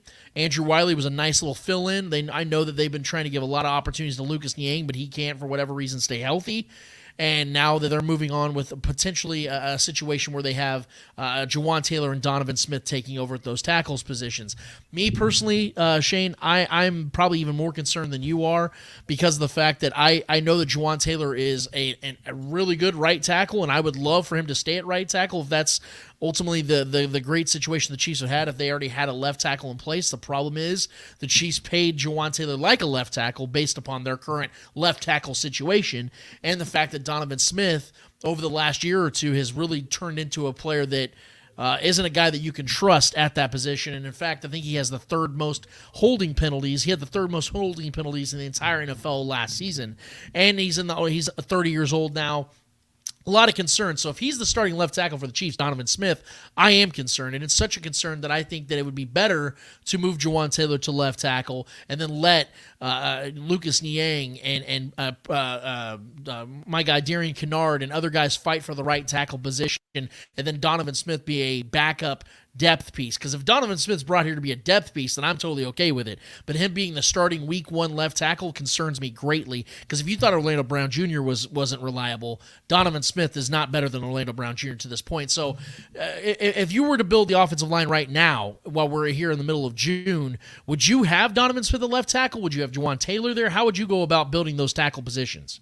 I'm definitely going to trust Andy Reid on it. I think when mandatory OTAs start this week, okay, so what we're going to see, we're going to get just a snippet when the media is allowed to be there for the one day that they're there. But in 7 weeks is when we're really going to see it. And Wanya Morris, who we interviewed on Arrowhead Allies, Starcade Media, was a third-round draft pick out of Tennessee. He's a great guy. He's got a lot to learn, and not too many offensive tackles, rookies, get to step in and play their rookie season. If you remember Eric Fisher, he was the number 1 overall pick in 2013. He played right tackle his rookie season. So you have to include him in the mix, but if you include him in the mix, you're going to have to put him at right tackle. And putting Wanya Morris competing at right tackle with Niang and Kennard, you're going to obviously put Jawan Taylor at left tackle. I know Andy Reid said when his first press conference after they got Jawan Taylor or Donovan Smith that he was the left tackle. I got to see it consistently at training camp to believe it, because I wouldn't be surprised the first Saturday that we're up there, and me, you, and Clay always go the first Saturday, we see Jawan Taylor at left tackle and Kennard Niang playing right tackle, or Wanya Morris with the first team. I will not be surprised if that's the case, because we still don't know the health of Donovan. We hear that, okay, well, he's okay. He's with the team, but until I see him play well and play at a high level, because he's been injured the last 2 years, I'm not going to give him that left tackle spot just yet, even though Andy Reid said that. But they did give him a damn good contract, which strapped the Chiefs, which goes back to the Chris Jones extension. It's like one big domino effect. And don't get me wrong, I'm not unhappy. I love where the Chiefs stand, but there is some real concerns that we need to discuss. It doesn't make us a fan. It doesn't make us non-believers of Brett Veach. We met Brett Veach in 2017 when he came up to us and talked to us. He's a freaking awesome guy personally, off camera. He's a great guy. He cares about the fans, and we love Brett Veach. Could Brett Veach get stuff done right now in the next couple days and hurry up and wrap up Chris Jones' contract? Yes. But specifically to that tackle position, Lance, I wouldn't give Donovan Smith the left tackle spot just yet. Okay, fair enough. When it comes to the defensive side of things, I think, honestly, just looking at this draft class as a whole, I know we've talked about it before, Shane. This was a very top-heavy draft across the board. There wasn't a lot of great players across the board, not a lot of first-round graded guys. And I think considering that, along with the fact the Chiefs were at the very last pick of the first round, that the Chiefs did as good as they possibly could have. They got some project guys, and I'm not expecting all these guys to pan out, but I do expect that Brett Veach is going to continue this trend where he's finding guys across the board. I mean, I believe that Trent McDuffie was one hell of a first-round pick. Obviously, Patrick Mahomes, although Brett Veach wasn't the official GM at that time, we know that he takes credit for that. He's done well in the first round in the few picks he's gotten outside of Clyde Edwards-Helaire, but he's also done incredible in the mid to late round picks. And this is where I want to piggyback on my point when it comes to the impact players from this draft class in 2023. Now, I think Rashee Rice, I think B.J. Thompson, I think FAU, I think a couple, Chamari Connor, those guys are going to play some big roles in 2020, 2024, and 2025. I think that's when you're going to see those guys progress into becoming whatever they're going to be for this team. I think Keandre Coburn is my guy for this draft class. I think that defensive tackle is going to make impact this year because I think he's going to get the most opportunities because there's less competition in his position, and the fact that he's going to be right next to Chris Jones, who's going to take up the majority of that focus. George Karlaftis, FAU, and Mike Dan and those guys on the outside are going to take a lot of focus. Charles Omenihu, guys like that are going to be such a focal point of the opposing offense that I think Keandre Coburn is going to get a lot of opportunities to make big impact both in pass rush and defense and stopping the run. And that's actually something he's very strong in, is sitting down, muddying the waters, and creating that chaos in the middle, creating that first contact for a running back trying to go through the middle. And I think he's going to be what the Chiefs were hoping to get out of like a Danny Shelton and guys like that, these big walls of human beings. I think he's going to be that guy that makes impact quickly. And if you read his profile, a lot of people compare him to like Warren Sapp, and that's high praise to have that kind of praise. But I think he's got it in him. Hearing the way he talks about how motivated he is to play football, this is a football first kind of guy. He has my vote as the guy that's going to make the biggest impact from this rookie class in 2023. If you had to pick one, who would be your guy, Shaggy? First, I want to echo the sentiments of Keandre Clark. He's thick. He is Colin Saunders' replacement, without a doubt. He will learn a lot with playing alongside of Chris Jones. This draft, I'm going to go with King Felix, the first one. I like the fact that he steps right in. He's got a good motor. You know, the Chiefs coaching staff said that he reminds them of Tamba Hali, not only because he wore number 91 at Kansas State. I believe he's wearing number 97 with the Chiefs this year. I'm looking to see what King Felix can bring. I really am. I think he's got that motor. He's got that 1-2. And my gosh, he grew up a Chiefs fan. That has to be surreal. It's completely surreal. He was really good with K-State. You know, Rashee Rice, we know what it takes for wide receivers to learn the entire wide receiver spot. There's 3 spots. Andy Reid wants them to learn all 3. And it took Sammy Watkins till his second season. He was a veteran to really get all 3 down when he was on the Chiefs. But I like the upside of Rashee Rice. I think Andy Reid will draw him some schemes that he will be successful. You know, like I said earlier, I like Wanya Morris. You know, he's hungry and he's played at Tennessee, so he wants to come in and learn. He's ready to learn. So I'm excited. But like I said, if you ask me to pick one of them, I'm going to go with King Felix just because he's Kansas City's own, straight out of Lee Summit.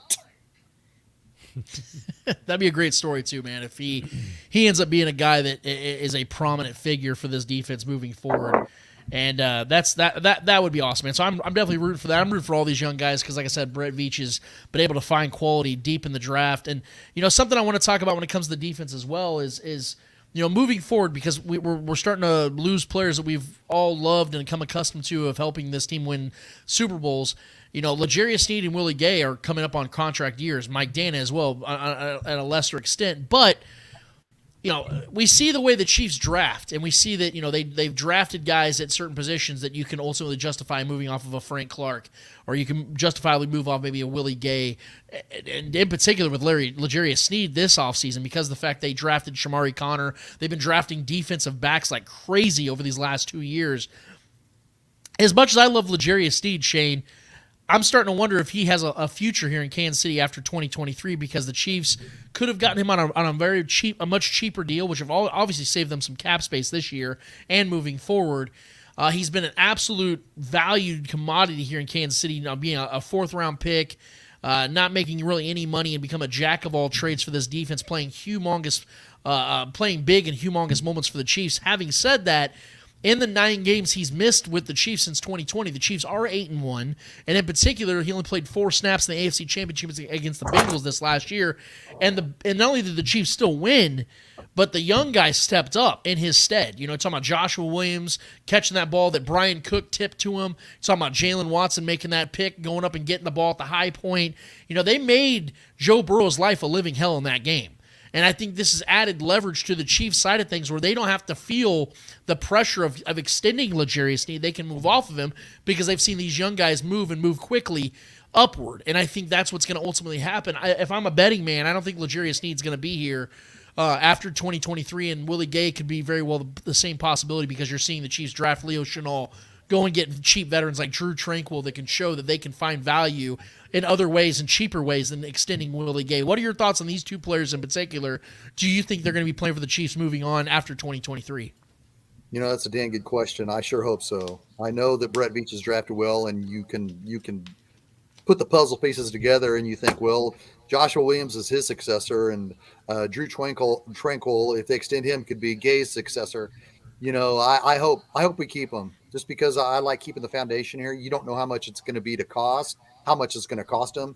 Nick Bolton is going to be up for a contract extension in a couple years. You know, they're going to want to do something with him. You know, it's going to be tough to keep them all, but I can't imagine Brett Veach letting them walk away. Maybe trade them for trade one of them for a draft pick if you're not going to be able to keep them. I can't imagine they just say, you know what, we're going to franchise tag L'Jarius Sneed and let Willie Gay walk away. I don't see that happening. I think they're going to try to work out some deal that favors them all, because I think you want to keep guys like Willie Gay. You want to keep guys like L'Jarius Sneed and Nick Bolton. Those are the foundation of this era of Chiefs football. And you hope somehow, some way, Brett Veach can make it all work. That's why it's still puzzling to me why you have your franchise defensive player not extended yet. It's a concern.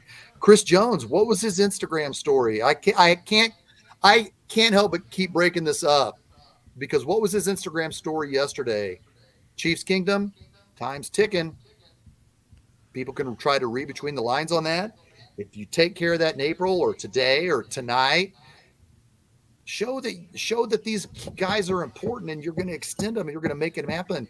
We can't go into mandatory minicamp next week with Chris Jones still tweeting or putting on Instagram messages that make people read between the lines. And for us to take care of Sneed, Bolton, and Willie Gay in the future, come on, man.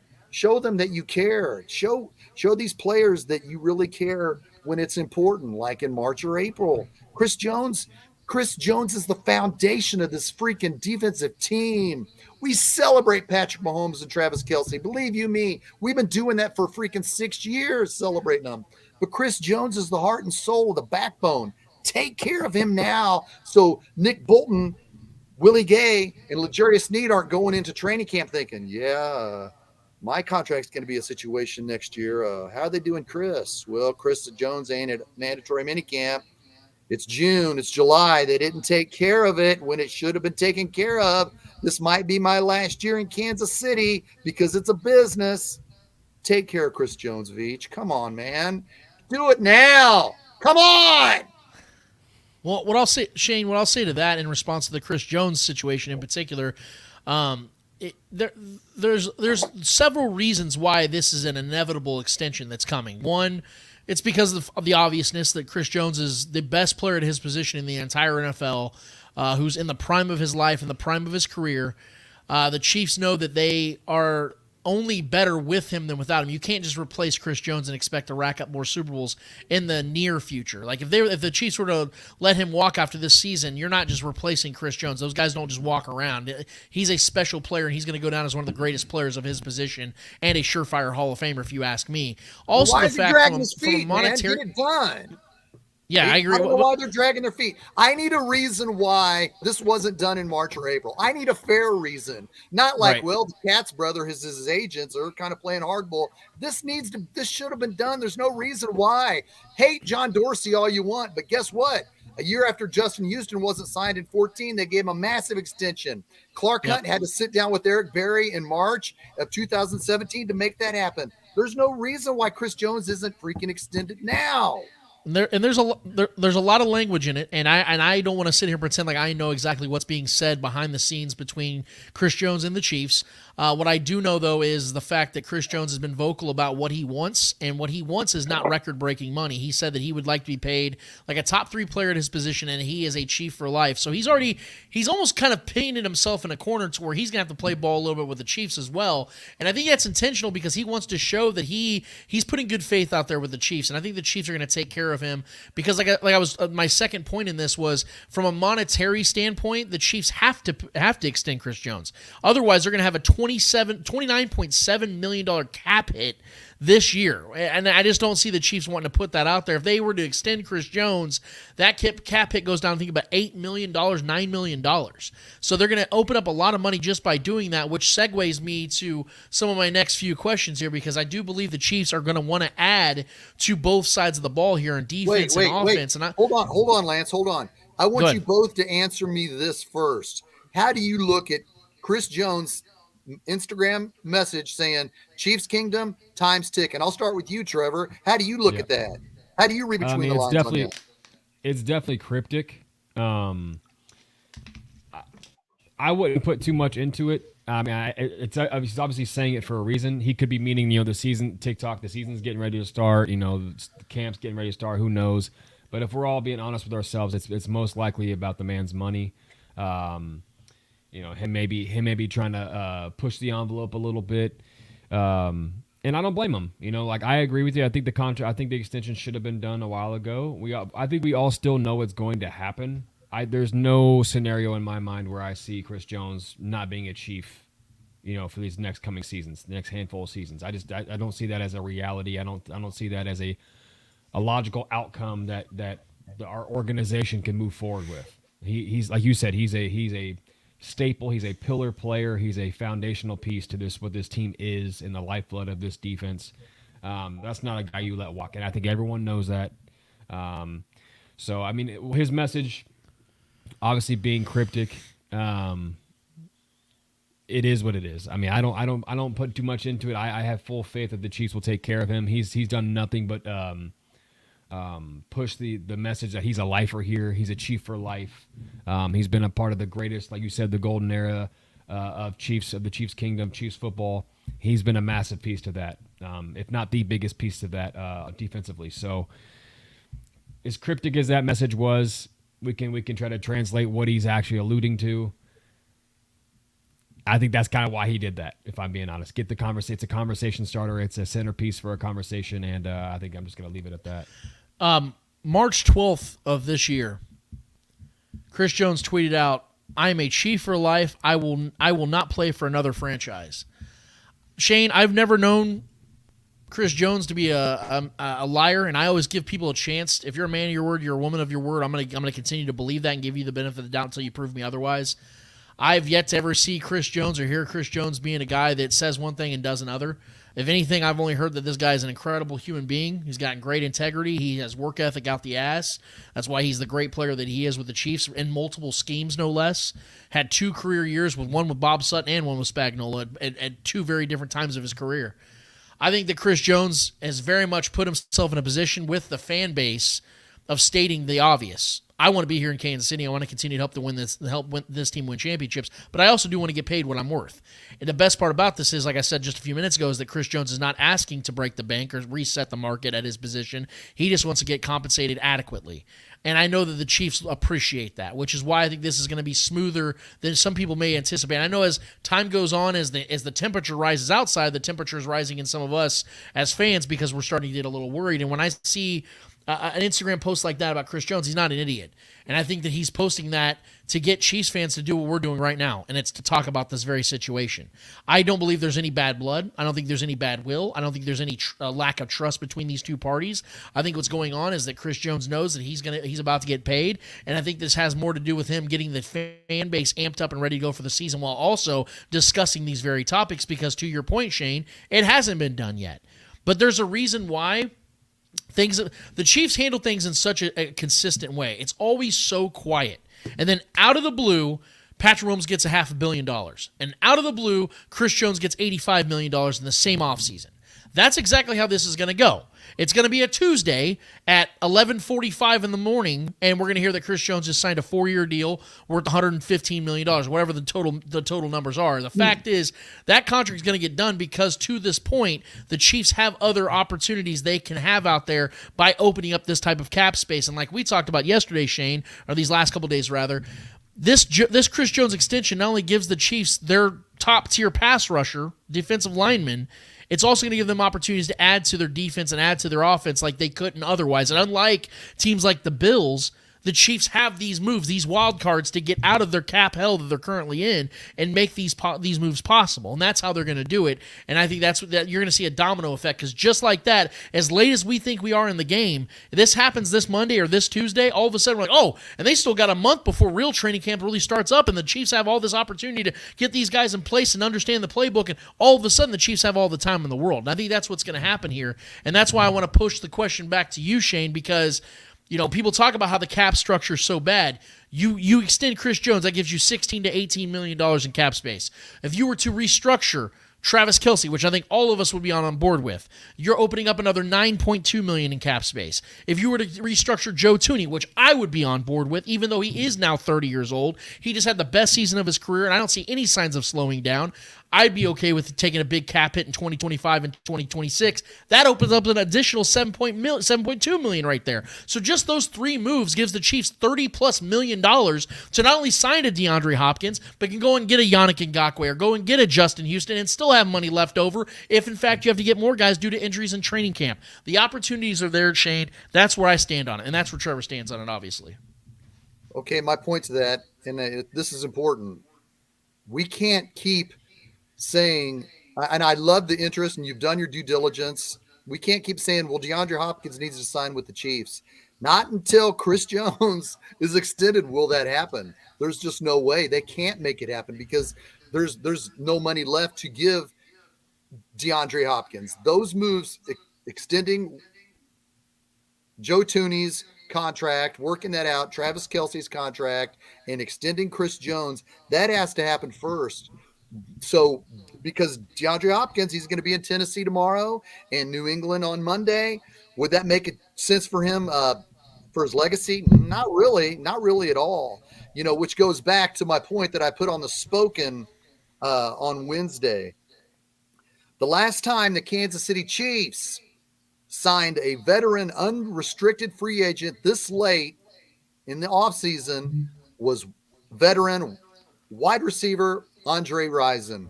June 18th, 1997, he signed a 2-year prove-it deal. And after he did extremely well, being that number one wide receiver in 1997, the Chiefs extended him through 2000. And that was a 30-year-old receiver in 1997. The Chiefs extended him through 2000. Granted, his play fell off in 1998 and 1999 that in training camp, Gunther Cunningham, who was in his second year as a head coach, released Andre Rison in the middle or just at the beginning of his final year. But it can happen. It can happen. Logically, it makes sense. Yeah, extend Chris Jones, make these moves with Thuney and Kelce, free up the space, and extend Chris Jones and bring in DeAndre Hopkins for a 2-year prove-it deal. That can happen. He just turned 31, but I feel like his stock, in my opinion, is going down each day that passes. But if the Chiefs want to make it happen, we got to get Chris Jones extended. I'm beating that drum, and your people are probably hearing me say it, but until that happens, we're going to be sitting here with our hands tied behind our back, and hopefully we don't get any more cryptic tweets or Instagram posts from Chris Jones saying, time's ticking, I hope this gets done, because we can also look at Chris Jones' situation and say, well, he painted himself into a corner by saying on March 12th, I'm a Chief for life. I'll never go to any other team. Maybe he shouldn't have tweeted that because maybe the Chiefs are calling him out on it, thinking, well, we don't have to drag our feet, or we can drag our feet getting it done. But if the Chiefs want DeAndre Hopkins, want to free up their salary cap space, get Chris Jones done. Let's do it. Well, and something else I want to talk about on the defense real quick, and just a couple more questions for you, Shag. And obviously, man, we definitely appreciate you being here with us today, despite the fumble that we had at the beginning of this segment. But when it comes to the defensive side, we heard Justin Reed, the Chiefs starting safety, going into year 2. We heard about him talking about how he's now fully understanding the Spags defense, that he feels that he understands it more clearly. The defense as a whole is going to understand it more clearly because there was a lot of young guys last year. There's going to be a lot of young guys this year, but now there's a lot of the young guys last year got some serious. They grew up quick because they had to play important roles. They had a deep playoff run, won a Super Bowl. That changes things for young guys. They grew up a lot quicker in that regard. Do you anticipate, because the fact that the Chiefs' defense actually was really good last season, I think they finished 16th overall in overall defense, but they were second in sacks, they were first in quarterback pressures, I think second in quarterback hits. Like, they were an elite pass-rushing defense last season. Personally, in my opinion, I think this defense is only going to get better because I think they got more talented. They got younger. I think that with the second year of Joe Cullen being the defensive line head coach, or the defensive line coach rather, with Spags, year 5 for Spags, I mean, 5th year as a defensive coordinator, you're really ingraining your defense, and you have a lot of the guys you want as the DC. I think this is going to be an even more fluid defense. I think it's going to be a better secondary. I don't see how this defense is not better this year than it was even last season. But what are your thoughts? Do you think that what Justin Reed is seeing is correct, that this defense is going to look like they really understand it more, that they've gotten the intricacies down better? Or do you think there's going to be some growing pains for some of the younger guys that are going to be introduced this year? I think they're going to benefit from being thrown to the wolves. I think they're going to benefit from being thrown to the wolves their rookie season and learning, because now they don't have to think as much. I'm not saying they don't think. You know what I'm saying? It'll be easier. It'll be more second nature to come in and play. And I think with Justin Reed, he's spot on. And these kids, Joshua Williams, my gosh, McDuffie, Jalen Watson, these kids are going to be a foundation for many years and years. You know, it so reminds me so much of Kevin Ross in a 7th round draft pick out of Temple, thrown out there to learn. He became a foundation of an outstanding secondary, along with Albert Lewis, who was a 3rd round draft pick in 1983 out of Grambling. These guys are studs. The defense, man, the defense with Chris Jones is going to freaking be amazing. I fully expect the secondary to be even more impressive. You know, I love it. The sky's the limit for these kids, and Justin Reed indeed hit that out of the park. I agree 110%. Yeah. Now, when it comes to the offensive side of things, Shaggy, look, man, we've talked a ton of DeAndre Hopkins on this show because of how, first of all, the Chiefs are the team that have not come out and stated they're not in on him still. We know that since February they've been in on him for trying to trade for him, trying to figure out how they can get him in the cap, all these things. But more so than just looking at DeAndre Hopkins as a player, the reason why I'm so gung-ho and why we're so gung-ho about bringing him to this team is because of what the Chiefs don't currently have. And so many people, I think, are fixated on how great Patrick Mahomes is and how he can make other players better around him. That is true. But if you look at all the other quarterbacks that Patrick Mahomes is now alongside, like Peyton Manning and Tom Brady and all these other great quarterbacks, what was a constant and consistent theme these quarterbacks had? They had great players around him to throw the ball to. I mean, Peyton Manning had Marvin Harrison, Reggie Wayne, Demaryius Thomas, some of the best skill position players around in that generation. Tom Brady, when he became a great quarterback, he went and got Randy Moss. They went and got him Rob Gronkowski. He went to the Buccaneers, had Mike Evans and Chris Godwin, Antonio Brown. All these awesome players, man. Like, that's what made their job easier. And that, to me, should be Brett Veach's goal, is to make Patrick Mahomes' job easier, because if he can win when things are hard, imagine how much easier things can be to win when Patrick Mahomes doesn't have to go out there and try to make somebody better. I think these young guys have potential, these wide receivers, these running backs, things of that nature. I get that.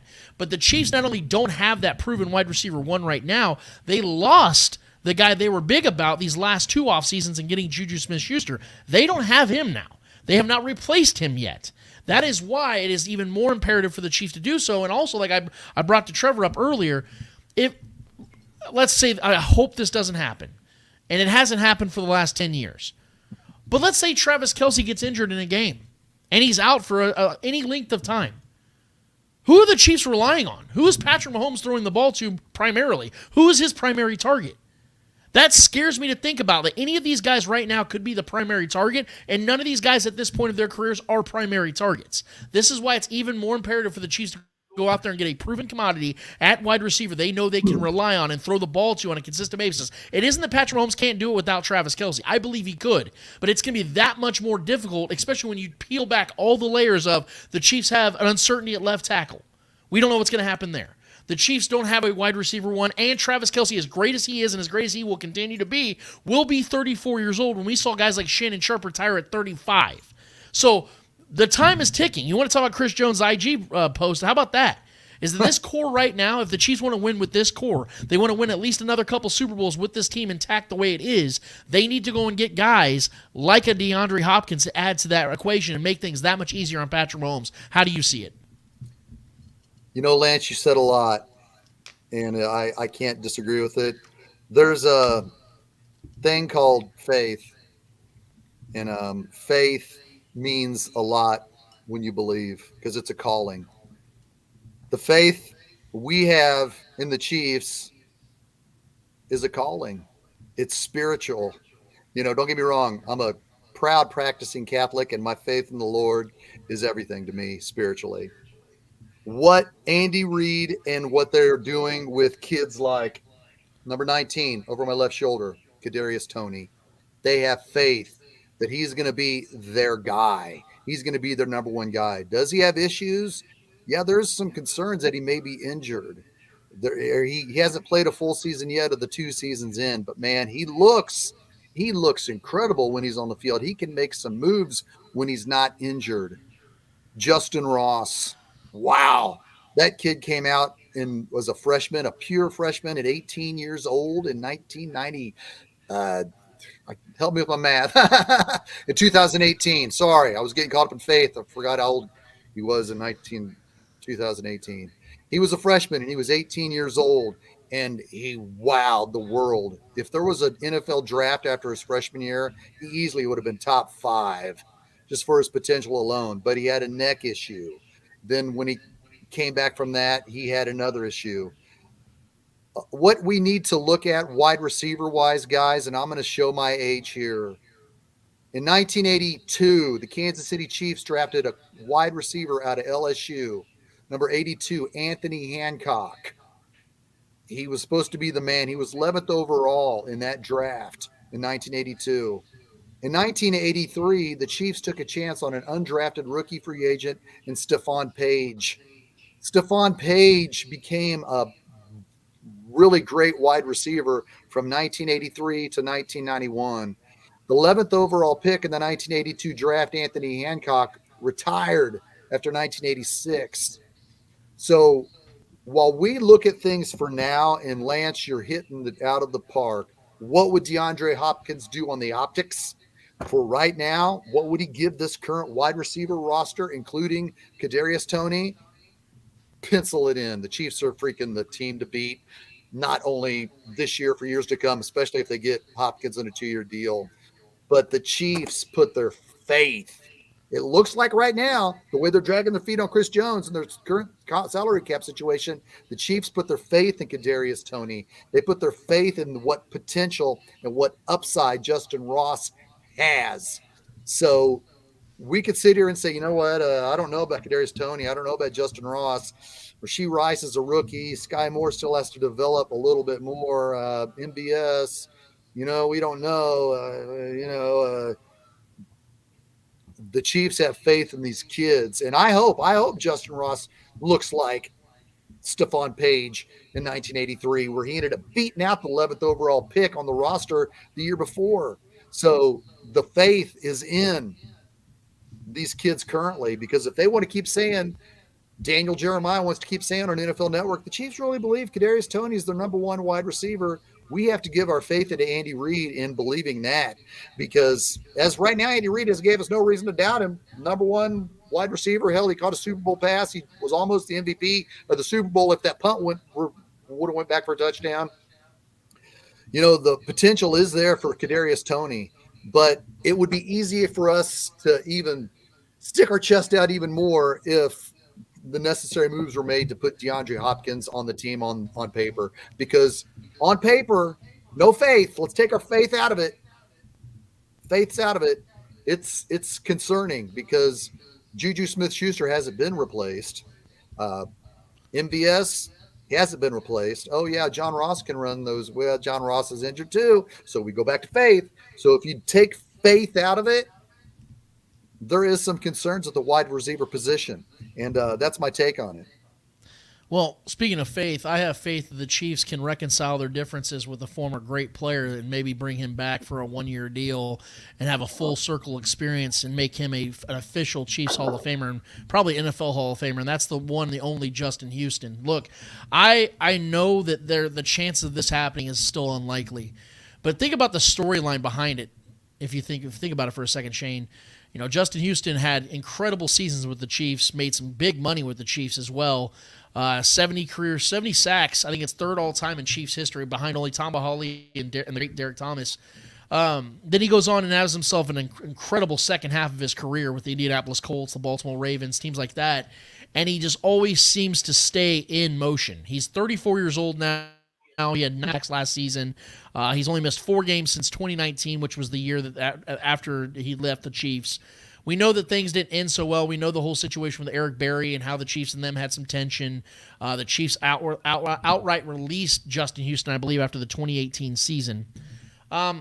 I know they didn't end great, but I do believe that the good business move is to bring an edge rusher here, and we know that every single year the Chiefs bring a veteran edge rusher to the equation to help ease some of the stress on some of these young guys. Well, we know that now Frank Clark is gone, and if you look at the majority of this team right now, I think their oldest edge rusher is Mike. I think he's 26, 20 years old. This team needs that veteran presence. And there's Yannick Ngakoue out there who's 29. I would very much open the door for him as well. But Justin Houston, it just kind of feels perfect for it to happen. Not saying it will, but at 34 years old, almost on his way out, still a very productive player, would come in as a rotational piece, could come back to the team that drafted him originally, could get himself a chance to finally win a Super Bowl for the first time in his career. And how ironic would it be to come back home and for that to happen and then maybe finish out on top and then put himself in the Ring of Honor, make himself an NFL Hall of Famer with now he has over a career 100-plus sacks. I would love to see this happen. Would this be something, Shane, that you would like to see as well, especially if it's a very team-friendly deal, which seems very realistic for a guy like Justin Houston at this point of his career and the fact that he's not signed anywhere yet at this point of the offseason? Willie Gay is number 50. Would he have to pay him for it? That's an interesting question. Maybe he takes the Isaiah Pacheco approach where he would be willing to give DeAndre Hopkins number 10. I asked Isaiah Pacheco that, and we'll see if that interview, that specific question is released, when and if DeAndre Hopkins signs with the Kansas City Chiefs. I asked Isaiah Pacheco, how much would you have to sell your number 10 jersey to DeAndre Hopkins if he signs with the Chiefs? So when DeAndre Hopkins signs with the Chiefs, check out Shaggy Shane. Okay, specifically to Justin Houston, I think the guy – it makes sense for him to come here because we still need that one guy. I don't know if they're going to go back to Carlos Dunlap, who came into the NFL in 2010. You make a lot of sense with it, but I don't know. We hear all about this. There was this tension. There was this friction. But if you looked at it when the Chiefs released Justin Houston, after 2018, we were irate because where were we? We couldn't get freaking the Patriots to punt in the fourth quarter. They were unstoppable, so we had to revamp the defense. What did we do? We fired the defensive coordinator. We let go. We traded D Ford, and we let go of Justin Houston. So we know why it happened. It's not like, oh, why did we release Justin Houston? Justin Houston was nowhere in the AFC Championship game when we needed a sack or a stop, man. It sucked, but he has been consistent. He's been consistent from 2019, 20, 21, and 22. How many sacks was that, Lance? Did you say Justin Houston has had since he's left the Chiefs? I think it was 34 and a half. 34 and a half since he's left the Chiefs. That is production. He would have to come here on a team-friendly deal because I don't think the Chiefs are looking to sign a guy that a veteran that's going to take a lot of money. When the Chiefs did get Dunlap last year, it was what, a week before the regular season started. So it makes sense. I think they will get a veteran. I hope there's no tension. I would like it, and I'd like to see who would wear number 50. It would be fun. Let's do it. Let's make it happen, Trevor. What do you think? Yeah, I mean, me and Lance have talked about this numerous times on the show already. I would love to see 5-0 back in the field, just having that familiar face, that familiar skill set. Of course, man. I mean, he's aging like wine out there. I think he's one of the. I think he's arguably possibly the only current player with 100+ sacks in his career. So the guy is just he's a poster boy for consistency. And obviously he would immediately, if he comes back for another year or two and, has a solid year here or a solid couple seasons here, to finish off his career, to me, he would for sure be a Ring of Honor guy in the Chiefs kingdom. And I think it would be a nice little full circle poetic way to end his career. And I mean, as a fan of Justin Houston always was, I would love to see it again. And a nice little redemption story for himself too. Like you said, if he wasn't doing what he should have been doing and showing up in those big moments in the postseason, maybe this is his chance to kind of reconcile that. Shane, I want to get you out of here on this question. And first of all, thank you so much, man, for being here. And I'm obviously going to give you the platform of signing out the way you always love to do and giving people all the opportunities to follow you on your platforms and what you do with Starcade Media. So you're going to have your chance to do that in a second. But we talk a lot about Chris Jones. This is just an interesting little nugget I threw out there at the end of May, that Chris Jones is 5 sacks away from joining Derek Thomas, Tamba Hawley, Neil Smith, and Justin Houston as the only players in Chiefs history with 70 career sacks with the franchise. Just because you're Mr. Oracle and you always have like the dates and the perfect times and things like that, I actually want to get a prediction from you.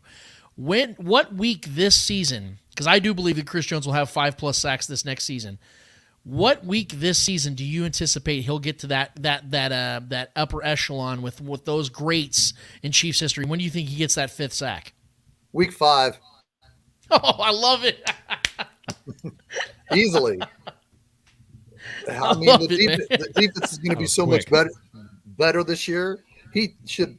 I don't see how Chris Jones doesn't have 5 sacks by week 5. Definitely. I mean, the Arrowhead's going to be rocking at the home opener with the Detroit Lions when they drop the banner. That's probably 2 sacks right there against the Lions. Yes, that's it. I'll say 5, week 5. I love it. And he's a Hall of Famer. Now, Chris Jones is a Hall of Famer. He's going to go to Canton in a Chiefs freaking jacket. And he's still the foundation of the defense, baby. Well, that leads us to one final thing. Shaggy, you're my guy, one of my best friends. You're a brother to us here, man, and you're obviously in the Spoken Hall of Fame, if you will. Let people know, man, where they can find you, what you do every single week. Because obviously you do a lot with Starcade, but you always have your own show that you do throughout the football season on YouTube and things of that nature. So just let the people know. If anybody that just doesn't happen to know where you're at or what you're about, this is the opportunity for you to do so, brother. On YouTube, just look Chiefs, Shaggy Shane. That's an easy search. I'm with Arrowhead Allies. That's an outfit under the Starcade umbrella. Of course, Starcade needs to be watched further and foremost because they hook us up with the players. I'm on with Arrowhead Allies with a gentleman by the name of Michael Matthew in Los Angeles in TGN Sports. He was at the playoff games for the Lakers. He saw your team up front on courtside watching the Lakers games. He follows the WNBA as well. He's asking. He was at Rams mandatory camp in LA, so he's a Chiefs fan. Don't get me wrong. Just because he's covering everything out in LA doesn't mean he's not a fan. Except I don't like the love for the Lakers, man. I don't. They're the Raiders of the freaking Kansas City. If you were my age, you would not like the Lakers regardless of who's on them because they were the Kansas City Kings arch nemesis. And I feel for Trevor because I thought the Kings were going to be in the finals and they just fell apart to San Antonio. Oh man. I'm sorry, dude, not to bring that up, but I'm under Shaggy Shane KC on Twitter. I don't tweet much. I just basically tweet with Lance or Starcade.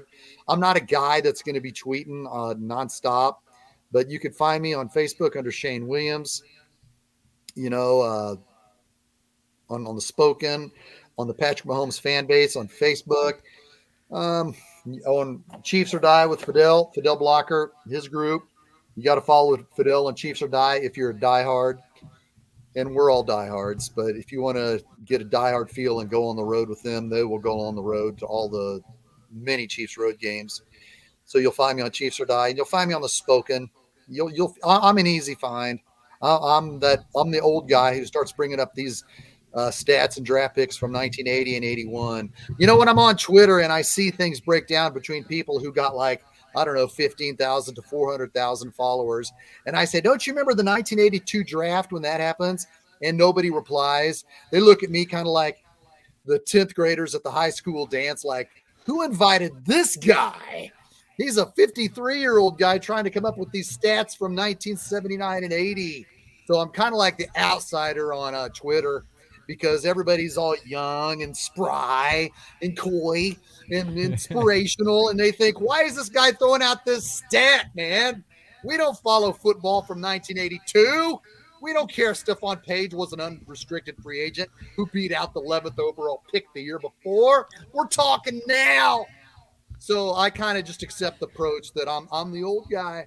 I'm the old guy just kind of watching the young kids do things. I'm not on Social Security yet. I got another 15 years.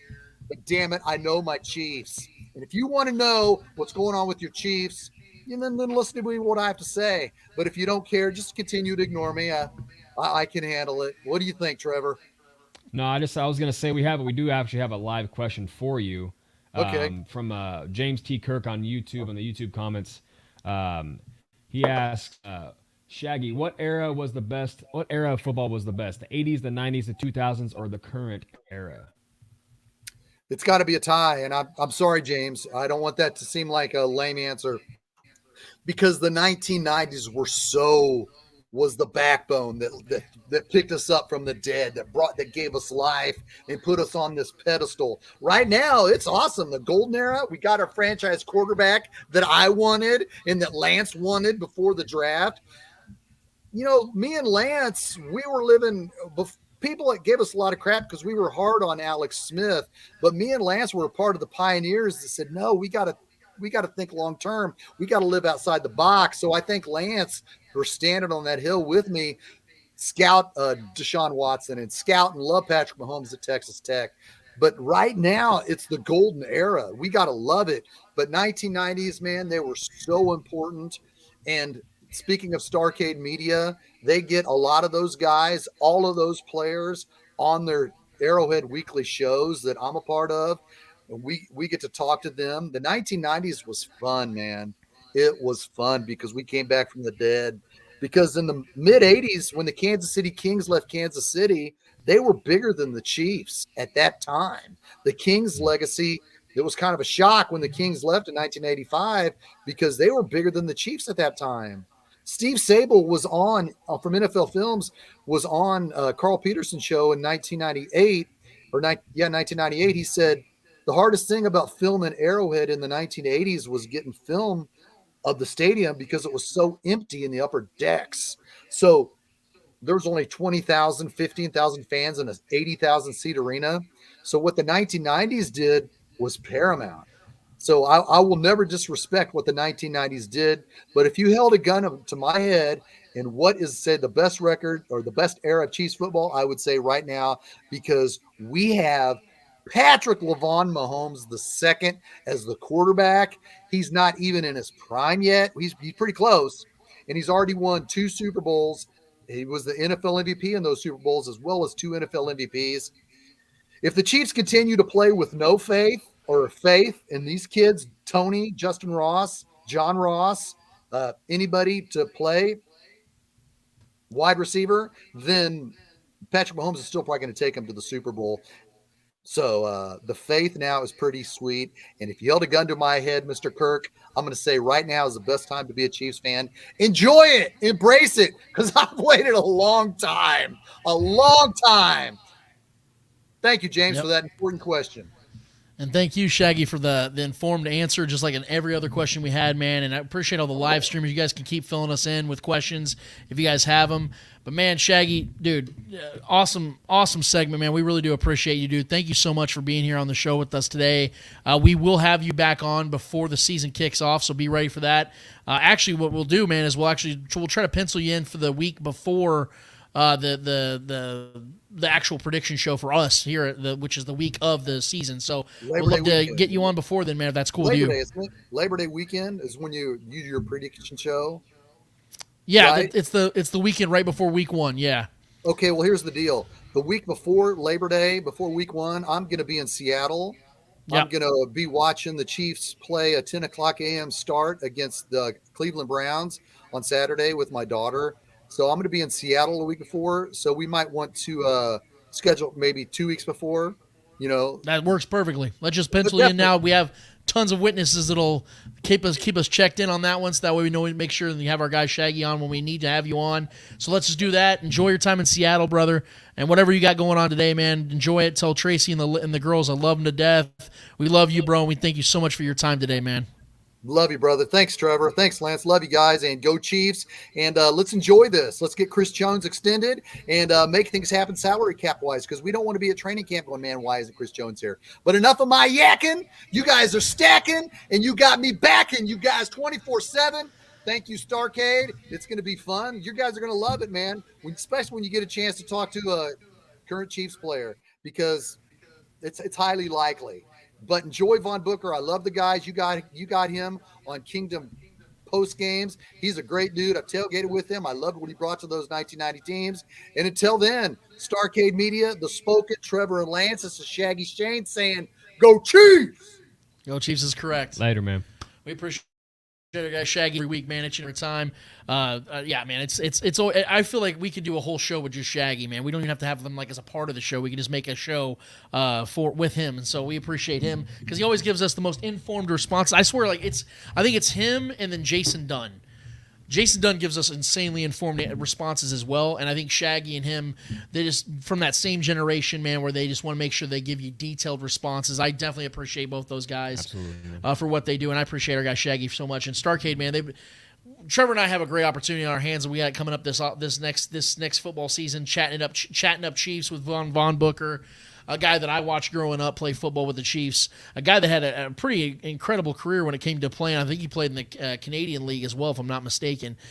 Just to see him now come full circle and be a part of what we do here in the Chiefs community again, it's really cool, and I'm honored and privileged to be a part of it for what Noah and Clint have given us, Trevor and I, an opportunity to do. But if you guys have any questions, any thoughts, any takes before we get out of here today, man, we would love to hear it. I know that we've had plenty of comments on our YouTube channel. I don't know if there's any notables on there, Trevor, that you want to bring up. Any questions or anything that anybody's talking about in particular to what we've talked about, or anything random at all? Is there what's going on in the chats today? There's a lot of activity, a lot of internal dialogue going on between a few people on YouTube and a couple on Facebook, but a lot of talk between like Chris Jones and what they think his contract should be, what they think is going on behind, that stirred up that conversation. Yeah. James Kirk did have another question a little bit ago, asking who would you take right now, Justin Houston or Melvin Ingram? Possibly bringing Melvin Ingram back, because I believe he's a free agent now after leaving Miami. He is. I don't think there's. I like Melvin Ingram a lot. I would rather have Justin Houston because I think Justin Houston's the better player. I think Melvin Ingram 10 years ago was comparable to Justin Houston. I think early on in their careers they were very comparable. Mm-hmm. I would rather have Justin Houston now because I think there's more upside to his game. I think he's a better overall player. Yeah. Even though they're both long in the tooth, I think he might be a year older than Justin or a year older than Melvin, right up at the same age. Yeah. I'd rather have Justin because I know that he can play a full season. Melvin's had a lot of injury concerns in his career. Justin's only had one real injury concern. It was the season after he broke he had 20 and a half sacks, 21 and a half sacks, almost set the NFL record with Michael Strahan. Yeah. After that, he missed some time with the Chiefs, and then it just kind of got worse progressively with the Chiefs. I would say that, it's Justin Houston and Justin Houston comfortably because I've seen more from him in their later stages of their career, and I think right now as it stands, he's the better player. But I would take either one of the guys because I think they both would play a role for this defense. And to bring up a new topic that we haven't really talked about on this show, DeAndre Hopkins.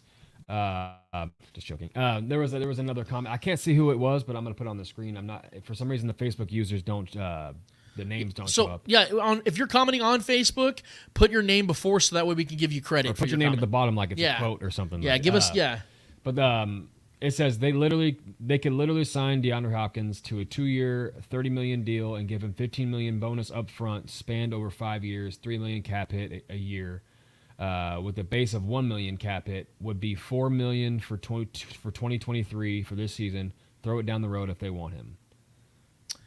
That is exactly what we were talking about last week. Yeah. We literally were talking about how that echoes the sentiments exactly. And I don't know who so put whoever comments on Facebook, just put your name at the bottom. Let us know who it is because we can't see that on the stream. But yes, I 100. That sounds like a John Harrison comment. Yeah, that was a very, very eloquent. I'm going to say, you know what? I'm going to go ahead and say that was a John Harrison. It is John Harrison. Okay. Oh my God, look at it. Our guy Johnny Harrison, Speaking bro. our language over here. I'm telling you, man. This is John's the one that I've been kind of referencing in our comments, even.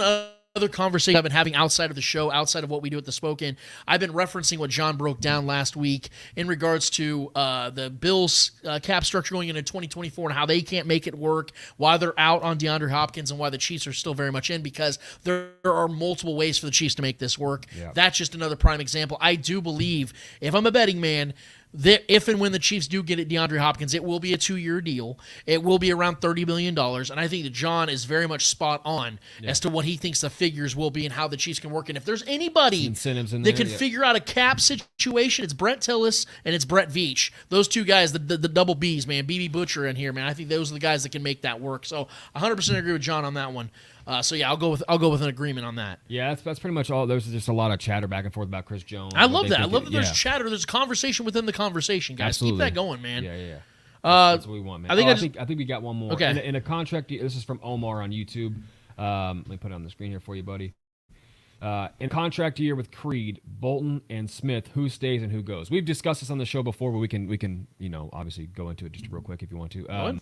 But in the contract year, I've stated my love and admiration and my will to do whatever we got to do to keep Nick Bolton here. I think in my mind, between all three of those guys, I think Nick Bolton. And this is tough, right? I think I like Nick Bolton the most between these three. Creed is arguably the best center in football, and damn near has been since his rookie year. So that's hard to say. And then obviously Trey Smith, obviously a guy that's just been a staple on this offensive line. But if I'm picking between the three, I'm picking Nick Bolton just for what he does leadership-wise in this defense and the absolute consistency that he is as a tackling machine, one of the best tacklers in the game already. Has an old-school way about him and just has a nose for the ball, nose for the play, being where the ball is. His coverage does need improvement. But if I'm picking any of those guys, I'm picking Nick Bolton to stick See, around. I'm actually going the opposite direction. If I'm ranking these guys accordingly, it goes Creed Humphrey, Trey Smith, and then Nick Bolton. The biggest reason why is not because I love Nick Bolton. I would love to have him on this team for the next 10 years because this guy's a tackling monster. I think, though, obviously you want to make sure that you're solidifying the protection of Patrick Mahomes, and Creed Humphrey is off the top. You build that camaraderie with Patrick Mahomes as a center, and they're around the same age. Creed Humphrey is like 3 years younger than Patrick Mahomes, so that means that they could play their entire careers together, and that's something you definitely want, is having that experience between your experience and comfortability between your quarterback and your center with the snaps and things of that nature. So I would say, without question, it's Creed Humphrey first. Trey Pancake Papa Smith is second because of the fact that although right guard can be replaced, I can't say confidently the Chiefs can just go out there and replace Trey Smith. He's nasty, he's efficient, he stays healthy, he's reliable. Yep. And I think that when it comes to protecting Patrick Mahomes, you got to go with the two offensive linemen first, and that leaves Nick Bolton. If I had to part ways with any of these guys, it's Nick Bolton, because I do think of the three guys, I think the Chiefs would find it easier to replace Nick Bolton than it would be finding guys that can replace Creed Humphrey and Trey Smith. And that's the biggest reason why, is because linebackers in value aren't as valuable. Middle linebackers aren't as valuable in today's NFL as they may have been 15, 20 years ago because of the fact that offenses pass the ball more. And running style defenses, or running style offenses, Nick Bolton would become more imperative because you have to have that guy that's going to close those gaps and run in and get that big tackle. Although Nick Bolton is valuable to this defense, if we were to do a list right now of the most valuable players on this team, I don't think he's in the top 5. I don't think he's in the top 6. I think that he is in the top 10 because he's so damn good, and he solidifies that position where the middle of the field now isn't just a gaping hole. But as we saw, the Chiefs had one of the best middle linebackers in football for 10-plus years in Derrick Johnson, and they didn't win anything. Now, they had a mediocre quarterback. My Right. point though is it didn't really elevate them more. I think having guys like Creed Humphrey, having guys like Trey Smith, they're going to help you elevate that because Patrick Mahomes is going to get hit straight up in the middle of an offensive line that's going to let those guys blow through. You know those guys are going to shore that up. So I think that's if we're talking dollar signs too, contracts, which is the question in a contract year, it depends on whose market is higher. I believe the center position is a little more expensive than obviously the middle linebacker at this point, correct? Oh, So yeah. I would say Creed would cost some more money than it would to cost to keep Nick Bolton here, and I think Trey Smith would probably be the cheapest at that position. I don't think there's really a wrong way to answer that. I just think it's however you can prioritize those positions in your mind. That's why I think Creed is going to get his extension first, and then they're going to try to figure out what they're going to do with Trey Smith and Trey Smith and Nick Bolton. Creed just feels like afterwards. one of those guys who's going to be here for 20 years. Yeah. You know what I mean? He just seems like one of those guys that's He's a gonna, chief, man. Yeah. It's perfect for, like I said, Patrick's 27. I think Creed is 24. So it's just like this perfect situation where it'd been one thing if Patrick came into Kansas City and 2018 took over and Creed was already here like 31 years old. Yeah. Like, they got probably 2 or 3 years at the most.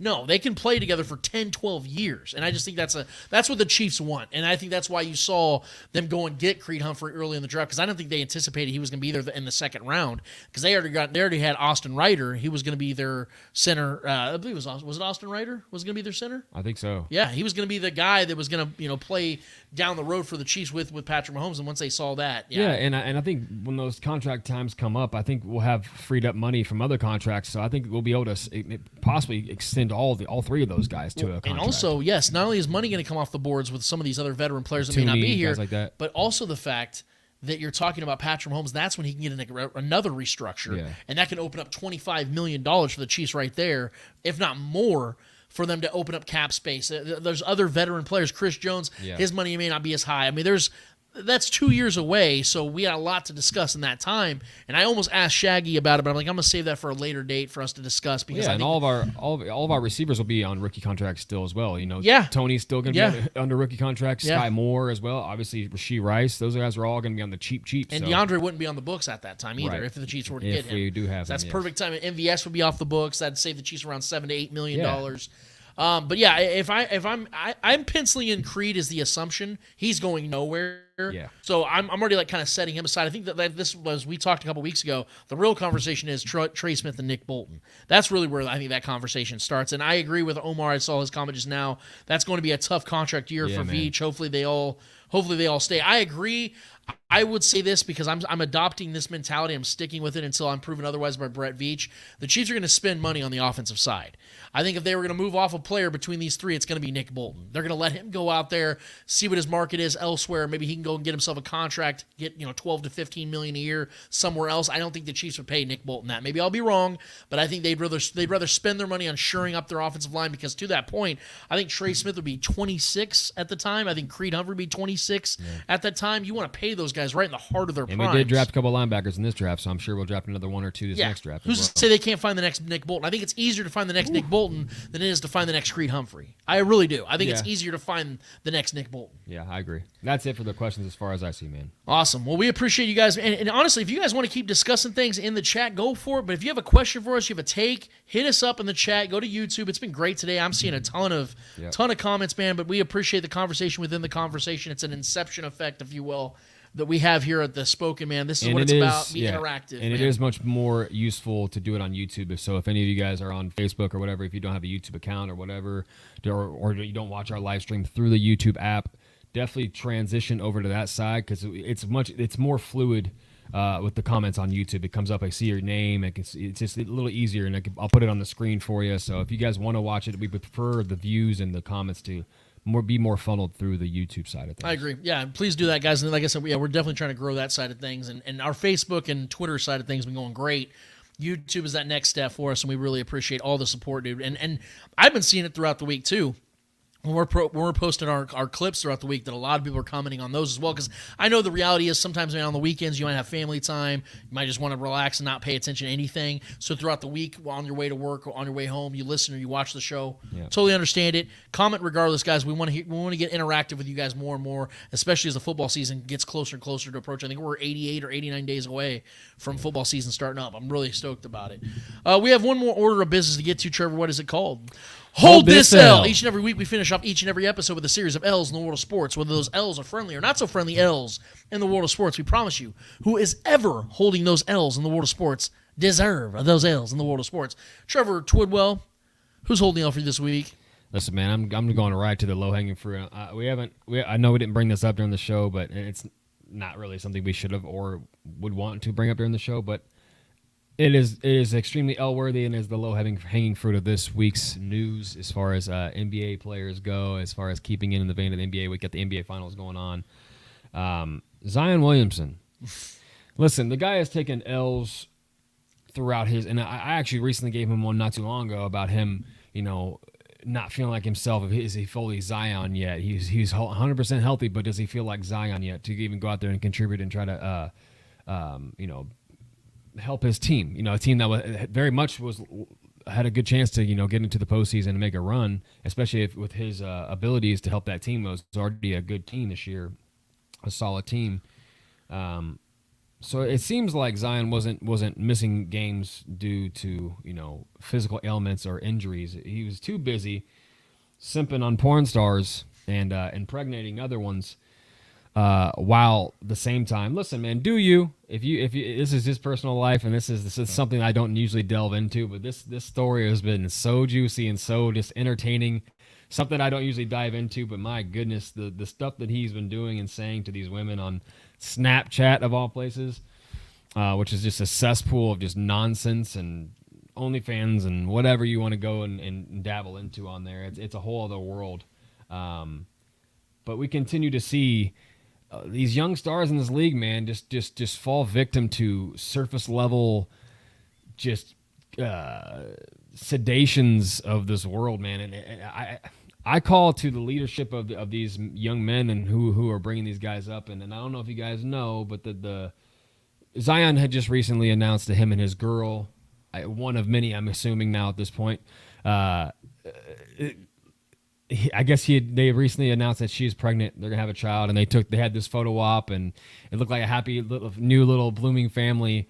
And then immediately, these other girls are coming out of the woodwork, and one specifically, the other, I think she was a porn star as well, or a porn star, was calling them out, which is kind of low class on her end as well to do that in that time. And I get it, she felt hurt, whatever, but it was showing screenshots of their Snapchats and their conversations, talking about how much did he need to pay her to come out there and stay, all the while he's creating a little family with this other woman. So it's a mess. There's so much more. There's feeds all over the place. If you go on Facebook or specifically Twitter, there's whole feeds of all the conversations that she was exposing and things he was saying, how much he needed to pay her. Basically, he was just simping on all these girls, trying to pay all these girls to come live out there, and how much he needed to pay them salary wise to make their living comfortable for to be out there with him. Some are calling him a sex addict and all these things. It feels a lot like just too familiar for a lot of these young stars. And it's crazy too, because the guy is one of the most talented athletes we've ever seen, let alone in any sport, but basketball especially. The way he plays, and he's out there playing he looks like a defensive end out there, doing 360 dunks and windmill dunks and between the leg dunks and all these crazy things. And the guy's potential is out the roof for what he can possibly become. And he's already a namesake and a blooming legend in this league, and he hasn't even really done much, so like what he could possibly be if he just gets his head on right, man. As far as injuries go, supposedly he's been healthy, but he's got a lot of other things, it seems like, to work out on the off the court issues. So I'm not going to dive too much deep into the conversations. They're pretty juicy though if you do want to go check them out, but the situation continued to get worse, and the new information comes over. I think a couple other new women have come out and have been trashing his name and showing other things that he was doing with them as well. So it's a bad look for him. He's got a lot of PR issues he's going to have to settle and figure out before he can figure out his basketball career. Love the guy. I love the talent. I love what he could be in the NBA. Coming out of Duke, I loved what he's promised to be. He was being compared to LeBron James and all these other, legendary players, that what he could possibly become in the NBA, and I'm still hoping that's a reality for him in the future. But man, between him, John Morant, and these other guys that continue to screw up. Listen, man, I know it's a process and it's a lot of money very quickly for a lot of these young guys, and it comes down to the leadership that's surrounding them and who they have in their circle. And listen, their personal responsibility and accountability for themselves as well as men. So I'm hoping he can just take this as a learning lesson and find his way out to get his way out of this situation. If he needs therapy, if he needs, whatever it is, do what he needs to do, because he is a promising athlete, and I don't want to see him ruin that.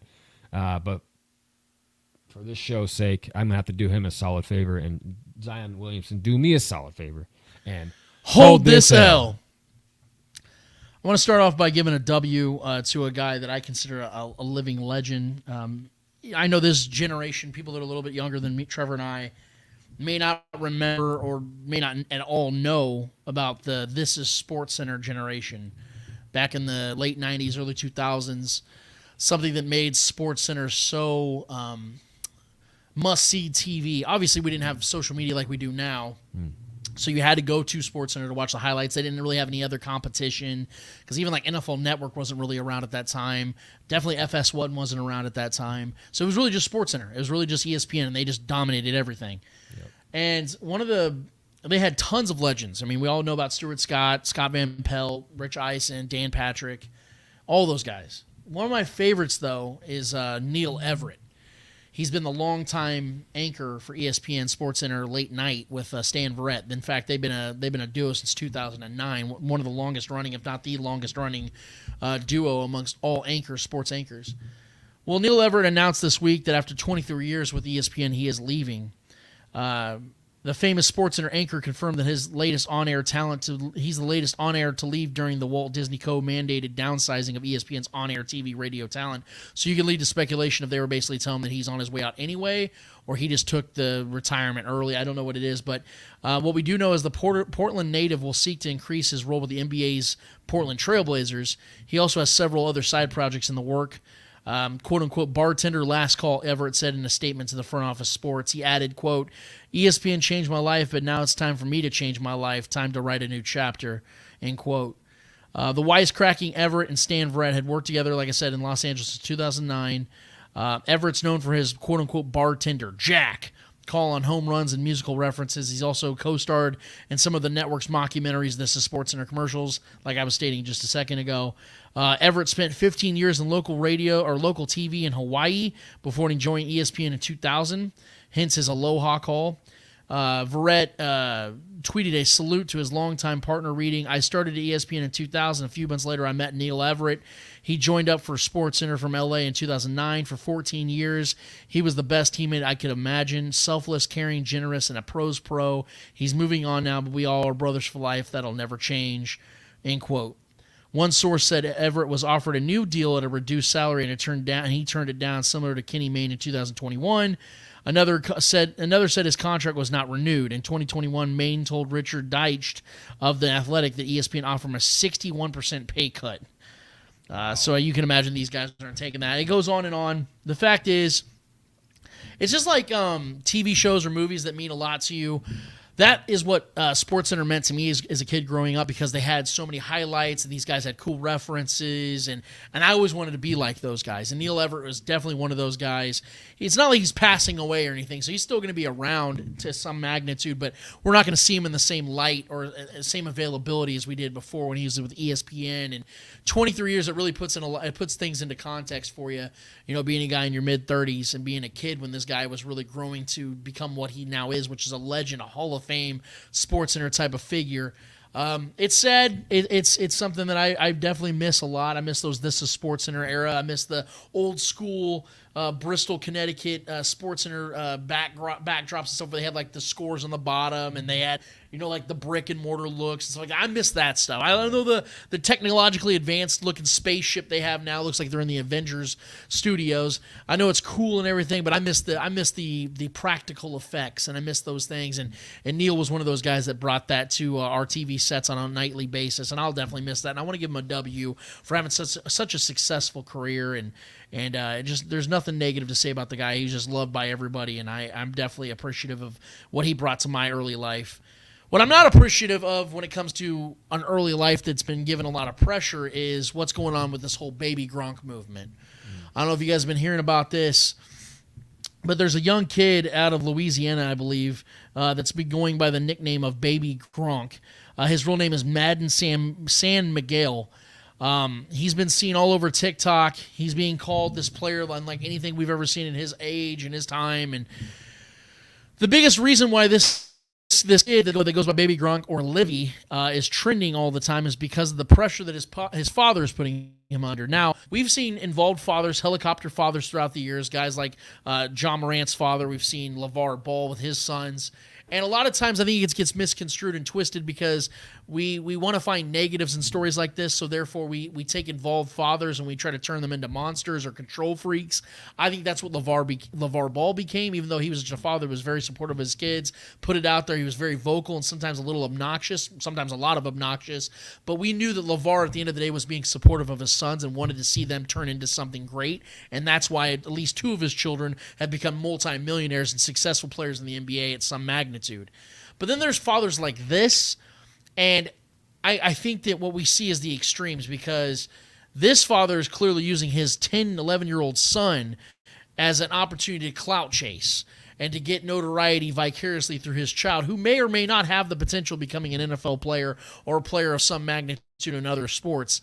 And I really resent this stuff. And it's gotten so bad now that we even have guys what's his name, from Bussin' with the Boys, Will, whatever the hell his name is. I forget his last name. The guy that looks like he has a row of urinals for teeth. Will Compton. Mm-hmm. He's even having to post videos to tell this father to stop.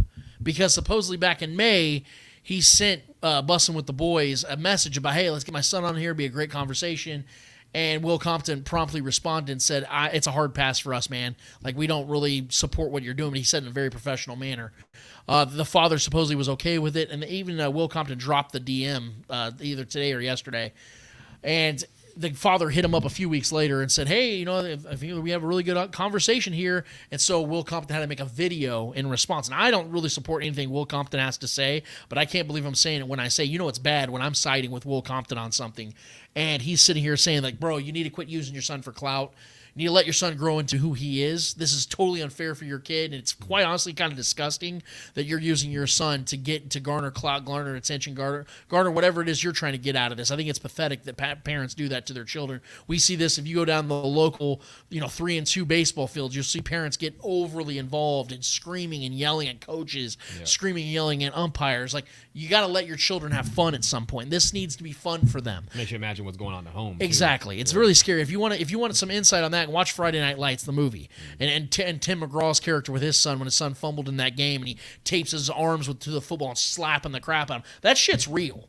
And it's really scary to see this for this kid, and I fear that sports is no longer to be something he views as fun or as something he gets to gain camaraderie with his friends or bond with other players or gain relationships. He's going to look at it as a job, and that really sucks, because if this kid does have promise, maybe he doesn't want to play at that point. Maybe he reaches that point where he has scholarships, and because of what his father put on him, he doesn't want to do it, and then he's viewed as a failure to his father, and that just really sucks to see. And then if he doesn't make it, what is his identity? Yeah, and how's his relationship with his father at that point? How invested is his father at that point? I don't know these people, but what I do know about them is it's pretty disgusting. It's disgusting behavior, and I hope that people out there that have children with some promise or just play sports at all don't put that kind of pressure on their children. And when I say children, I mean literally a child. This dude is a freaking kid. Let him be a child, man, for Christ's sake. If you weren't good enough, that sucks. I'm sorry, man. That's how it goes. But don't put that pressure on your kid, man. So for that, Baby Gronk's dad, do me a solid, brother, and hold this L. It has been a great show today, man, and it's been great because of 2 things. Obviously, we have this going. We had Shaggy Shane on the show, which we're always appreciative of. But we had you guys involved more so than I think ever, and we appreciate that. We need that, man. It's what makes this show what it is. Comment as much as you guys like. Like I said, it's not like on a 3-comment maximum or anything like that would shut you guys off. I saw our guy James Kirk right before we were signing off, moving into the hold the cell. He said, "Hey guys, thank you for the rest ourselves." That is literally what we do here. That's what we want, man. That's what the Spoken was from when I started it 13 years ago. Yeah. Was I wanted a platform for people to be able to express themselves. Yes, I will be the one that talks the most. That's just how it goes in my family. That's how it goes in any group setting that I'm in. I just talk the most. This is for you guys to feel like you're involved and you're included, because that is exactly what it is when you join the Spoken podcast. I can't speak for us. Other shows out there that are super interactive. In terms of interactive, my guys that All Chiefed Up are very interactive as well with their audience. But I know that here as well, we are going to do that as well. We're going to do that as much as we possibly can. Yep. So hit us up on YouTube, subscribe, and then chime in as much as you guys like, and we will put you guys on the show. We will talk about what you guys want to talk about because that's what we're here to do, and that's what we're going to do continuously. We're 220 episodes in, man. We have a good feel of what we want to do, and the biggest thing is to keep you guys involved. And before the football season even gets going, let's get some runs in here, man. Let's get some practice in, and let's get some comments in there so that way you guys feel comfortable and you guys feel like you guys have a good base and a good understanding of what we're doing here as well before the season starts, because that's when things really start to take shape, and that's when the momentum starts to really hit and the ball starts to roll down the hill. So get ready, guys, because before you know it, in just a short time, a window of time, guys, we're going to be talking about Chiefs football live and in person. And follow all of Starcade Media. Get ready for the Chatting Up Chiefs with us, Trevor, myself, and Von Booker. Follow all of Starcade Media's content. There's a lot of great content. Like our guys, allies across the board, man. There's great shows for you guys each and every day to follow, and we appreciate you guys taking time to be with us in this time. So for Trevor Twidwell, for Shaggy Shane Williams, for the great Clay Wendler that puts all this together on the back end of things, I'm Lance Twidwell. Episode 220 of the Spoken Podcast is done, finished, and finito. And until we're back here 1 week's time for episode 221, we out of this bitch. Later.